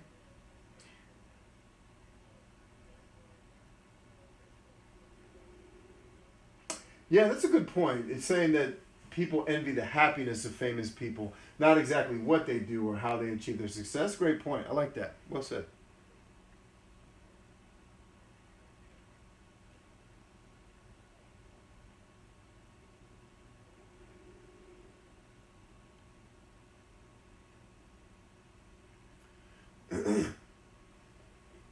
Okay, so Jeff James, this is a great question. Says, can you elaborate on what you mean by just because a company is doing the opposite of what's suggested, Yamaha, doesn't mean they're doing it quote unquote right, while they're still a successful business, question mark. So, okay, let me address a couple things there. One, let's change the word right with effective, because right gets into morality, and is it right, is it wrong? I don't know. I don't work there. So what I mean was the example that I said with Coca-Cola. Coca-Cola put out new Coke, and it didn't go well. The company was still highly successful, it just overall. But new Coke cost them. It cost them, in the money they spent to launch this new thing, but it also cost them by splitting their brand up over two obviously both products are cola, but Coca-Cola is what people signed up for, not this newfangled thing that people really don't like as much. So over time, they realized, okay, this is an investment that we shouldn't have made. They divested from it. So my point there was launching new Coke wasn't effective. Did it overall hurt the business? Not necessarily. But what you find with a lot of businesses is when they find what's really working and they hone in on that, instead of trying to be everything to everybody, they end up getting more success than they get in the aggregate of all the other things. Because remember, I don't know a ton about Yamaha as a company. I know they make a ton of different things. I get that. But what we don't know is even if overall they're a successful company, that all of their individual pieces are doing extremely well. You take a Microsoft, for example. For years and years, they've been talking about potentially divesting from Xbox. Why? Because Xbox makes their pencil money. Like the Xbox earns the money they probably spend on whiteboards at Microsoft headquarters. It doesn't earn a lot. So is it valuable for us to keep this part of our brand when it really isn't a part of our core of what we do? There's a ton of people who love it, but in terms of the revenue that we bring in and the residual income that we bring in, it's not really helping us win, except for it's actually great for R&D because the Kinect was never intended to be a great gaming device. It was intended to launch new AR and VR type products in the future. So, there's good and you can see some good and some bad in it. My point was just don't assume that because a company is big that everything they're doing is right, because there's so many examples of companies who are very big who do things that cost them, right? And so just because a company is big or what we would consider successful, they may not be achieving their optimal success because they're making decisions that are keeping them from, we're going to look at Yamaha and be like, well, let's say they're a $50 million a year company. Well, to us, that is quote unquote successful. But when you compare that to how successful the company could be if they were less line extended, and again, I don't know enough about Yamaha to make that a definitive statement. I was really just using it as a rhetorical example. But the point is, we don't want to just assume that because a company is big and makes a ton of money, that it's doing everything right. You know, go back to my Ubisoft comment when they launched the Assassin's Creed game that was broken. That was a bad decision.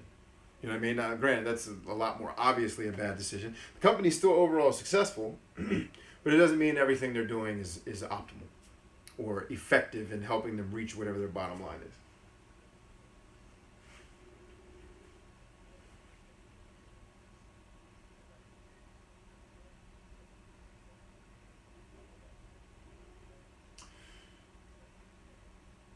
So Balde XP says, and sorry if I mispronounce your name, I try to say them as right as I can from what I understand of different languages, but do you think that the theme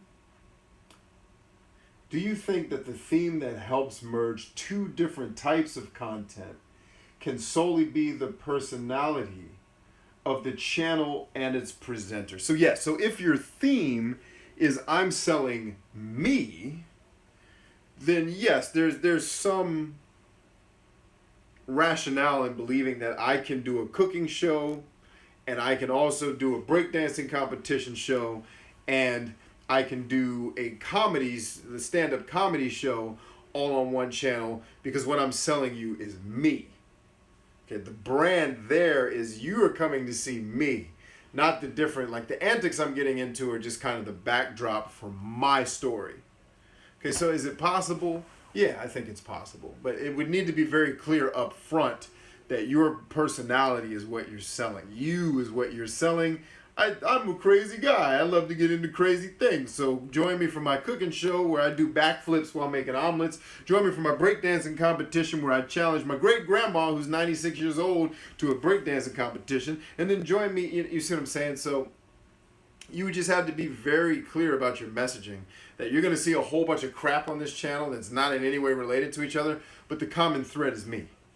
All right, so is it possible? Yeah, I think that's possible. You know, be careful with trying to pinpoint kind of like a lot of folks that I work with, especially on the copyright stuff, they want very black and white answers. Like, tell me the thing that needs to happen. Like I had a girl yelling at me a couple weeks ago. Like she was not yelling, but she was getting clearly frustrated with my answers. Most of it was I didn't want to have to type out a page-long answer to her question when the real point of the answer was just it depends. She wanted more detail, and so I gave it to her. But, you know, folks, I had to just make it very clear to her, like, yo, it's not black and white. The reason why you're getting answers that don't seem clear is because it's not clear. And she was like, oh, thank you. That's what I needed to hear. I'm like, no problem.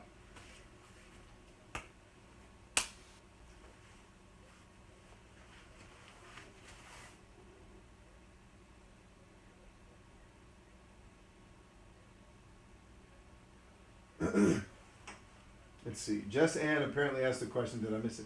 For me, how do you increase comment activity, getting them to comment in the first place, and should you be asking people to subscribe during every video? Not sure if I like doing that. Okay, so increasing comment activity. There's a bunch of different ways you can look at that. The key, honestly, if you want to increase comments, ask for them. Give people something to comment on. You know what I mean? Like in the video or at the end of the video, and two people who do this really well is Tim Schmoyer and Evan Carmichael, where they have a scripted, I want you to answer this question. Ty Lopez does this a lot too. I want you to answer this question before you click off of this show. So that's one way to do it. And same with, so should you ask for subscribers every episode? Here's what I'd say. Instead of, this is what I tell people in sales, right? You have to develop a mindset of, and I did a marketing video on this years ago when I first started doing coaching videos that nobody watched, which is insane. Such good advice. And it's not good advice because I gave it. It's advice that I've learned from people way smarter than me. But when you're thinking about sales, in this case, when you're trying to get a subscriber, you're selling yourself. Make no mistake, everything we do in life is selling something. So people are like, I don't like selling nothing. Then you don't like having a job. You don't like having a girlfriend because you got to sell, or a boyfriend because you got to sell yourself to another human being. Everything is related to selling, just not the always money. Make sure I don't knock that over. It's just not always money changing hands for a product or a service. But the point is, reshape your thinking from I'm trying to beg you to subscribe to me, and think of it, I'm not selling something to you. I'm telling you something that's going to have a great benefit. So it's, I want you to subscribe to my channel because I want you to be able to keep up with all of the information that I'm going to be giving you. And here's what it is. If you subscribe, here's what you're going to get. Right? Like I tell people all the time on my personal channel, you subscribing to me is not my end goal. I want you to subscribe because I know for a fact what I'm going to be producing is helpful for your life. It's that simple. I want you to subscribe for you, not for me, because right now I don't turn monetization on the channel. So it's not like you subscribing is going to get me more watch time and then I'm going to get 1 million views and it's going to turn into money. You know, I have with very limited subscribers. Like on that channel, I've been able to take it in the course of about a month and a half to almost 1,000 subscribers, because I targeted a very specific audience and I'm giving them something they love. And I'm like, look, here's why I want you to subscribe. Not so that you can help me have more subscribers, because I'm going to keep releasing content that's going to be valuable to you, that you're going to want to have. Right? So instead of selling, you're telling. That's kind of if you've ever been in network marketing, that's a cliche they throw around a lot, but it's a good cliche. And that I'm not trying to sell you on my academy. I'm trying to tell you I've got something that will really be valuable to you if you have the means to make it happen. And if you don't, send me an email anyway, and let's talk about your personal situation. Maybe there's a scholarship or something I can do. I work with students a lot of times who are in school and have no money. So we can work something out. But the point is, I'm not trying to sell you anything in terms of I'm trying to make you take a product or service. I'm trying to give you something that I know is going to be valuable to you. So that's how I'd approach your subscribers. Not, hey guys, please subscribe to my channel because I'm awesome. Woo! No, look, here's why you need to be subscribed to this channel. Because I'll give you kind of a pitch that I would give here. Here's why you need to be subscribed to Alloy 7. Because every single week, I'm going to spend the better part of 2 to 3 hours giving you some of the best marketing, branding, and business building strategic advice that you can get anywhere on the internet for free. I promise you that what you get out of these discussions will help you not only in what you're doing on YouTube, your business, social media, but also in your life. And I mean that. Now, I can look at you in the eye in the camera and say that without any hesitation because I 100% know and believe that what I'm going to do is going to be valuable to you. And when you get there with your content, you'll be able to say it with the same confidence. So the two things you need to address is, one, understand where your value is and what value you give other people. Because the more you get in tune with that and the more you get more confident in it because you know you're good, you'll have no problem asking for a subscriber. Because at the end of the day, like we had on the board a moment ago, I'm not asking you to sub to me for me. I'm asking you to sub to me for you. I know the information I'm talking about. You subbing to me doesn't make me know more things. I'm here to help y'all out. That's why I'm here, okay? And it may take you a while to feel comfortable with that, but you'll feel comfortable when you know you have something of value to give other people. And a lot of that will come from experience. Hope that made sense. Great question.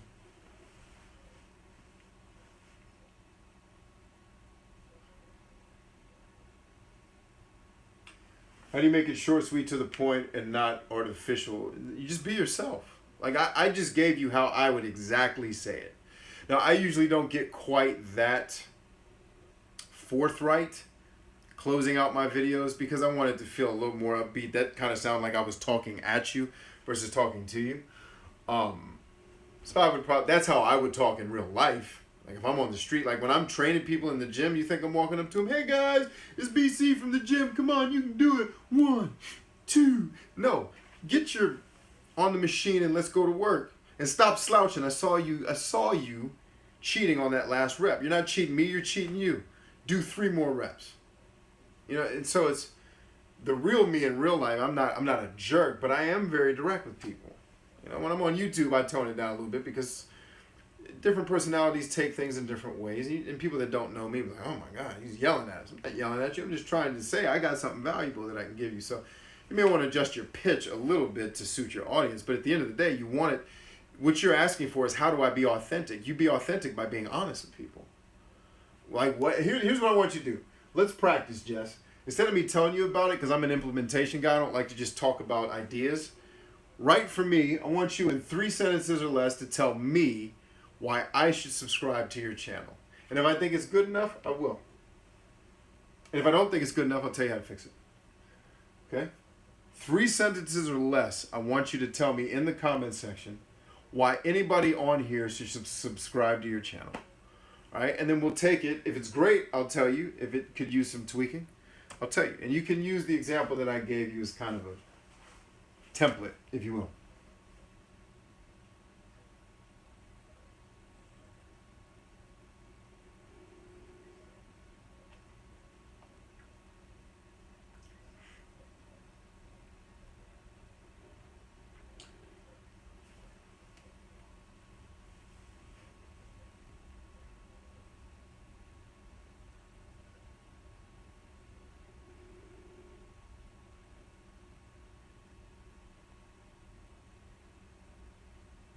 Okay. Pressure's on. No pressure. Look, we're all friends and family here. I'm not putting Jess on the spot because I keep calling her because I assume with the name Jess it's a her. If it's not a her, please forgive me. It's not intentional to mess up your gender, but it's not to put Jess on the spot for the purpose of criticizing her. I want her to go through the rigor with a little bit of pressure so that she can build confidence. Okay? I want her to be able to articulate, here's what my value proposition is. And what I find with a lot of people is they really haven't given that much thought. Like, they know that they have value, but they haven't thought about, how do I show and tell people that I have value? And sometimes it takes a little bit of time to develop that. All right, while we're waiting on Jess, what other questions do we have? What if the language I use on my channel is Portuguese? Then target your channel at people from Brazil or Portugal. That seems like an easy one.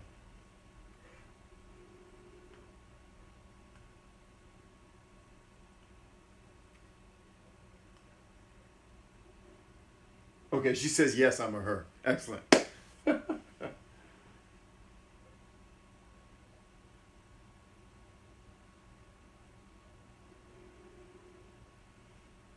Okay. I'm trying to see if there's any other questions while we're waiting on Jess. Anybody else that has questions, go ahead and get them in, because here's what we're going to do. Once Jess does this, we're going to break it down, then we're going to call it a night. So if you have any other questions, you need to get them in now.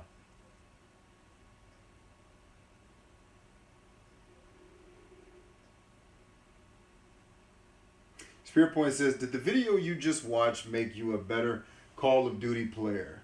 To get more tips on how to become a better Call of Duty player, subscribe.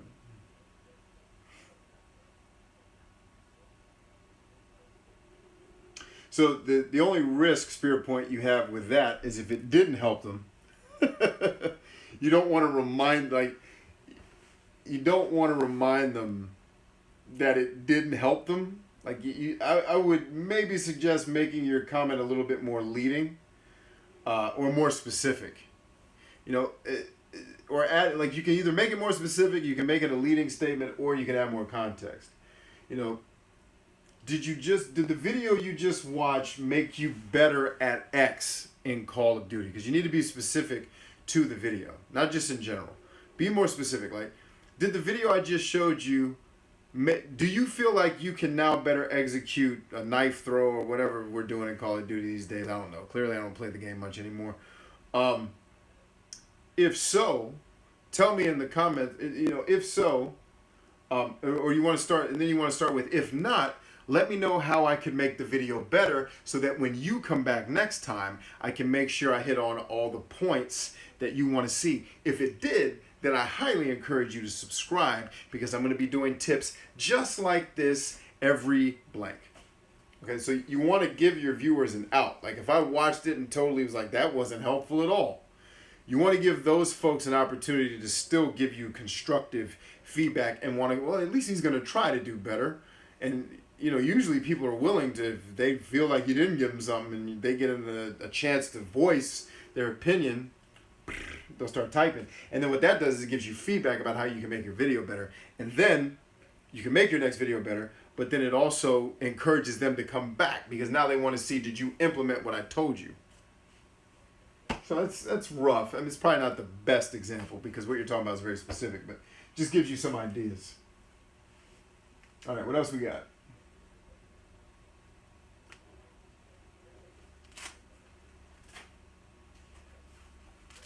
Okay, it says, yes, of course. Okay, you're responding to my call to action, which is, how could I subscribe to your channel if I don't speak your mother tongue?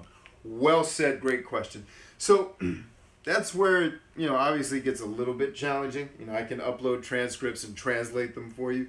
It may just be that, you know, it's not the channel for the person if they just physically, like, I'm not going to go watch a channel in India that doesn't have some type of like, unless it's highly valuable for me and there's some subtitling that lets me understand what they're saying. It's just one of those situations where losing that viewer is an acceptable risk to me.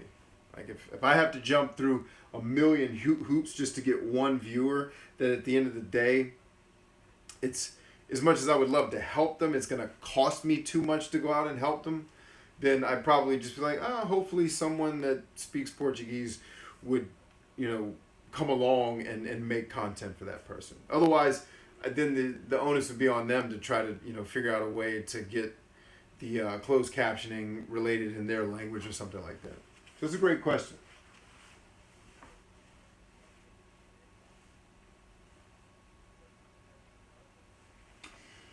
Okay, Insane in the Music, or In the Rain Music says, any general suggestions for increasing audience retention on music-based content? Yeah.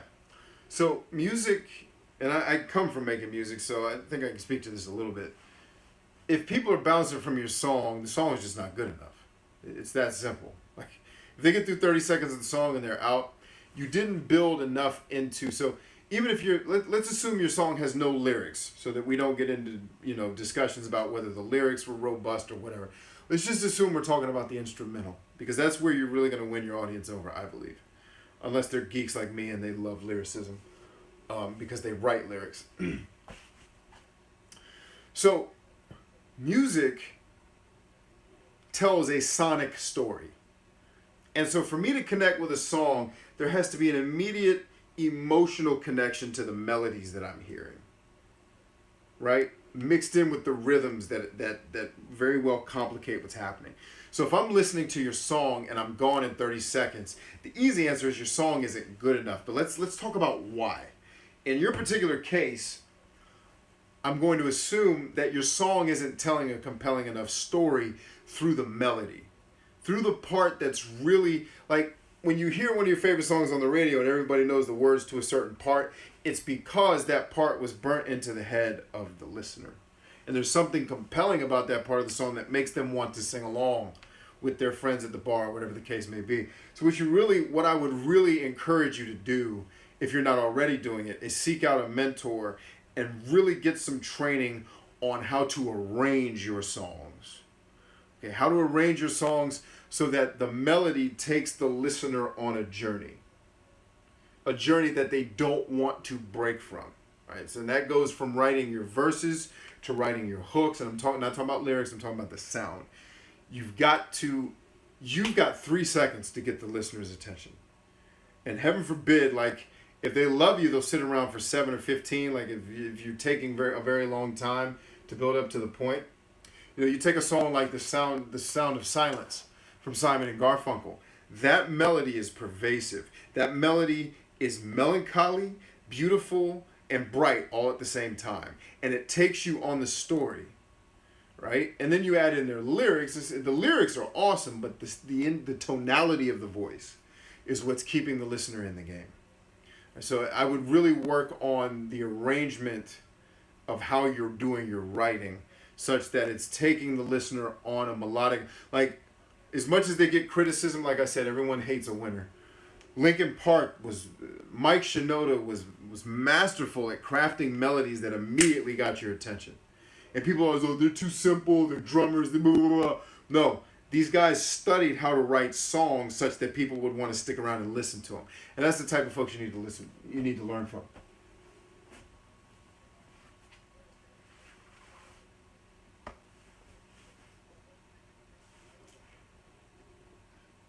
And he says it can be hard to keep the viewer's attention if they're not always compelled to look at the screen. I'm telling you right now, you could put a black screen up and play Disturbed's version of The Sound of Silence. I'll listen to it 4 times. Nothing needs to happen on the screen when that song's playing. So if music is the focus versus the visual, then it's really making the storytelling and the music compelling. Kenny W says, still new to YouTube, but I tend to end my videos with something like, if you want to see more daily content here from me, then please subscribe. Not sure how efficient it is, but and so it's great. So the fact that you have the call to action in there is good. Even if our call to actions aren't the best thing in the world, I can certainly attest to the fact that I've had call to actions that were horrible.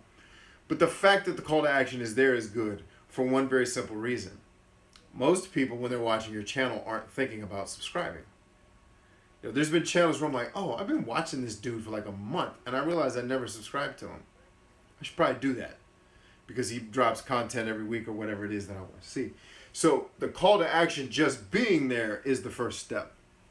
Now, for you in terms of advice, it's really just about helping your audience understand what are they going to get. It's really simple. What's in it for me? That's all you ever need to think about in your call to action, is you should be totally showing the viewer. It's the same thing in sales. I'm not trying to sell you the features of my channel. Tune in every week when I do a video about blah. No, you need to tune in every week because I'm going to give you stuff that's going to change your life. And I mean that. I'm serious about that. So it's just tell the viewer what's in it for them. You can do it in one sentence. Tune in you need to subscribe because every week on Saturday I'm going to drop knowledge that can literally change your life. Period. And walk away. Now, granted, if you're not dropping life-changing material, maybe you don't exactly say that. But the principle is still the same. What you want to focus on for people is what is in it for them. I'm not asking you to subscribe. I'm telling you that if you don't subscribe, you are missing out on something that's going to be valuable for you. And that's really where you want to take the audience, is hit that subscribe button. You know, because I hear a lot of channels, hit that subscribe button and blah, like they try to make it gimmicky and fun or whatever. No. And granted, you have to tailor it to your audience. Zany probably works for my kids, but zany is not going to get me to subscribe to your channel if there's no value there. You know, and you want to tailor your call to action to the type, like if you're a comedy channel, your call to action can have some humor in it. You know, if you're a channel like me that's coaching, trying to make a hilarious ending, it's not really going to be congruent with what we've been talking about for the last 3 hours. So, you know, you can make adjustments there, but my advice to you is really, and to everyone, is just tell everyone what's in it for them. And if what's in it for them is great enough, trust me, they will subscribe.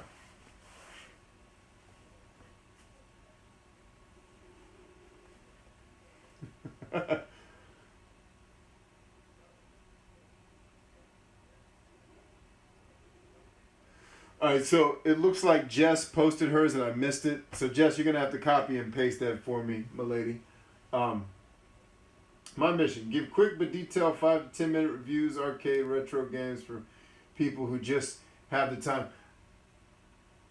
So that's good in terms of you telling me about your features. So if I was selling that as a product, you want to buy my car because it goes from 0 to 60 in 8 seconds and it's got a nice stick shift. You're telling me features. What you need, features are good, but you want to focus on the benefits. What am I going to get out of the fact that if I buy your car, it goes from 0 to 60 in 30 seconds? So what you want to sell the viewer on is, you need this car in 0 to 60 because I know you get in a lot of shootouts as a gangster. So you're going to want to get out of that place fast, and my car goes 0 to 60. And so you see how you can make the connection between the feature, and you need to make the connection in the viewer's mind to not just the features of your show, but what am I getting out of the deal? Yeah, you make content that's shorter than what I'm able to get done in 15 minutes, what most people take 60 minutes to do. That's cool, but what are you getting done and why do I care? right? So it's what you got is a good start, but you don't want to just talk about features. You also want to work in benefits. All right, so it looks like we got Wells Knight here. Also make the call to action unique. Yes, we talked about that earlier, especially being authentic. Make it true to yourself. Very good point from the Wells Knight. A very successful channel, I might add. So you may want to listen to what this guy has to say. Now, don't do what I do and say, don't forget to like, subscribe, and leave me a comment. Right. It's so generic. You know, it's funny. I've actually seen comments of people that hear that and they get angry. Like, I'll never subscribe. And that's, you know, it's an extreme case because whoever's writing in all caps on your video is probably someone you don't want to subscribe to you anyway. But yes, being unique and being authentic are very important.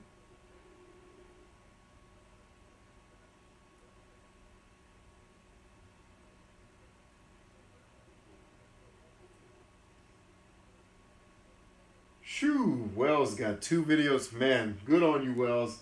This guy is a soldier, quite literally. All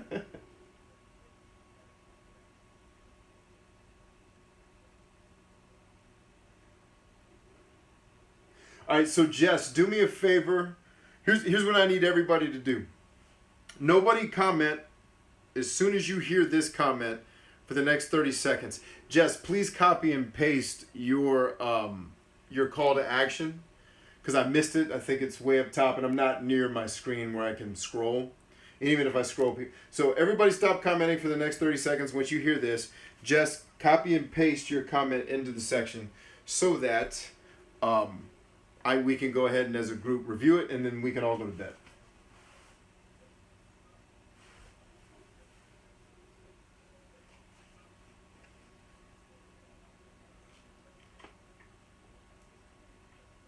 Scanning for other comments while that's happening.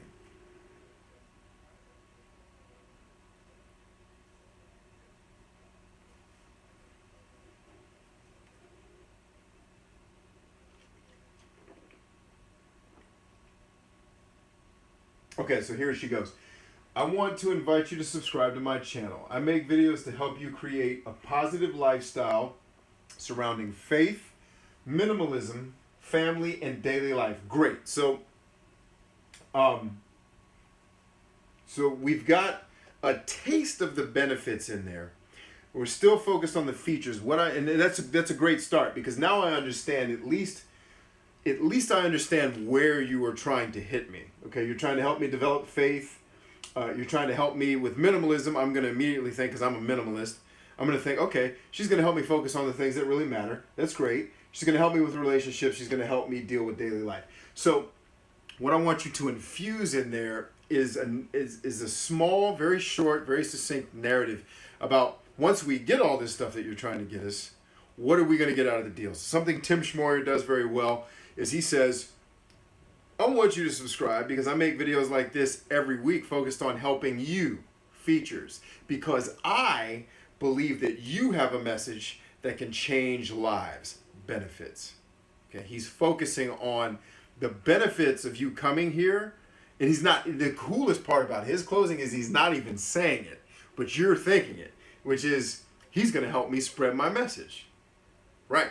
The benefits are you keep coming around here. I believe in you. I believe you have a message that can change lives. You keep coming around here, I'm going to help you spread it. Tim is so smooth with it, he never even has to say that because he's a master of it. He's a master of the art of the gift of gab. But your mind automatically goes to, he can help me spread my message. That's exactly why I'm here. Subscribe. Okay, so Jess, good job. Good job. Just a little bit more narrative. And maybe you pare down, you don't have to say everything you said. You can really just focus on, look, I want to help you create a positive lifestyle. Okay, that's centered around faith in yourself and the things that really matter in your life. And if you keep coming around here, it's going to, what is the benefit that the people are going to, what do they get out of consuming your content? Because you're helping me create a positive lifestyle. Okay? That's a benefit. Maybe I jumped the gun there a little bit. But it's, I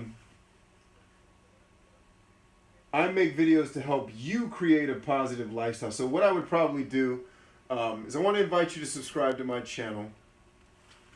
because I believe that through faith, family, and focusing on the things that really matter, I can work with you, or I can help you to create an even more positive lifestyle than you're living today. So I think you've got all the pieces there, maybe just arranging it and conveying it in a way that really is compelling to the viewer / the listener in this case. So good job. Well done. Remember, like I said, guys, if you don't, just make sure you have a call to action in there, for God's sake. Like I said, I can't tell you how many channels I've been to where I just forgot to subscribe because whatever. And a month later, I'm like, oh, crap, I watch this dude every day and I never subscribed to his channel. Just because I didn't think about it. The simple fact that the call to action is there is reminding the user, oh, yeah, I can get more of this if I just hit this button. All right, so obviously you do want to make it better. You want to make it succinct. You want to make it clear, but you also want to make it valuable. Just at first, and you'll probably change it, 5 or 10 times throughout the course of what you're doing here. But at least get it in there and then continue to develop it over time.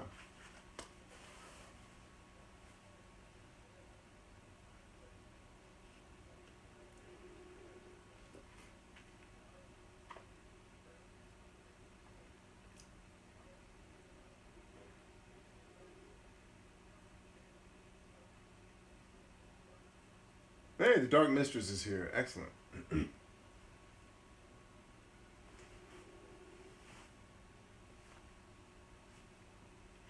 All right. So thank you, Jess, for sharing. Thank you, everybody, for chiming in. Thank you, Wells Knight, for just being Wells Knight, because you're an amazing dude, and I love it every time you come around.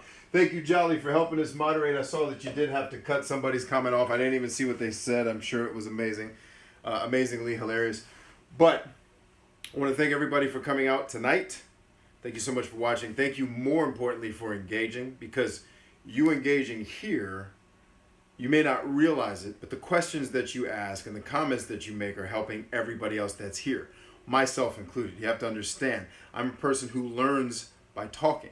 So these videos and getting to interact with all of you help me probably just as much as they may help you. So remember to tune in every week. We'll be doing one of these. I try to do them on Saturdays. Sometimes I do them on Sunday or Friday, depending on what's going on in my video. So the way that you can keep up to date with when this is going to broadcast is to ensure that you're on my mailing list. And here's the beautiful part. If you head to this link that's on my whiteboard, but more importantly, it's in the comments section below, and you click on the ebook link, it'll actually take you to a place where, one, you can get my ebook totally for free. It'll put you on my mailing list, so you'll get all the things that I send out, because every once in a while from our academy, I'll take one of the lessons we do there and send it out to everybody, just as a way to say thanks for being a part of what we're doing.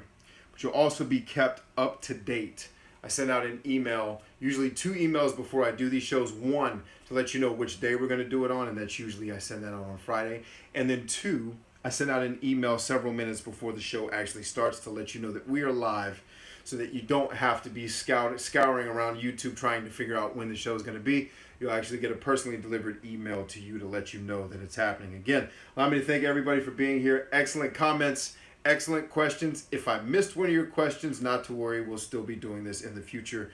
You can ask those going forward. I also give folks on my mailing list an opportunity to ask me questions during the week that I can then address on the show. So feel free to send those questions to me. If you're on my mailing list, you already have my email address. Yes, it is an actual email address. It's not one of those no reply things. This is a legit email address that I check, and certain members of my team have access to check. So allow me once again to thank all of you for being a part. I hope you got a lot of value out of tonight's discussion. Remember that we are stronger than I love you guys and ladies.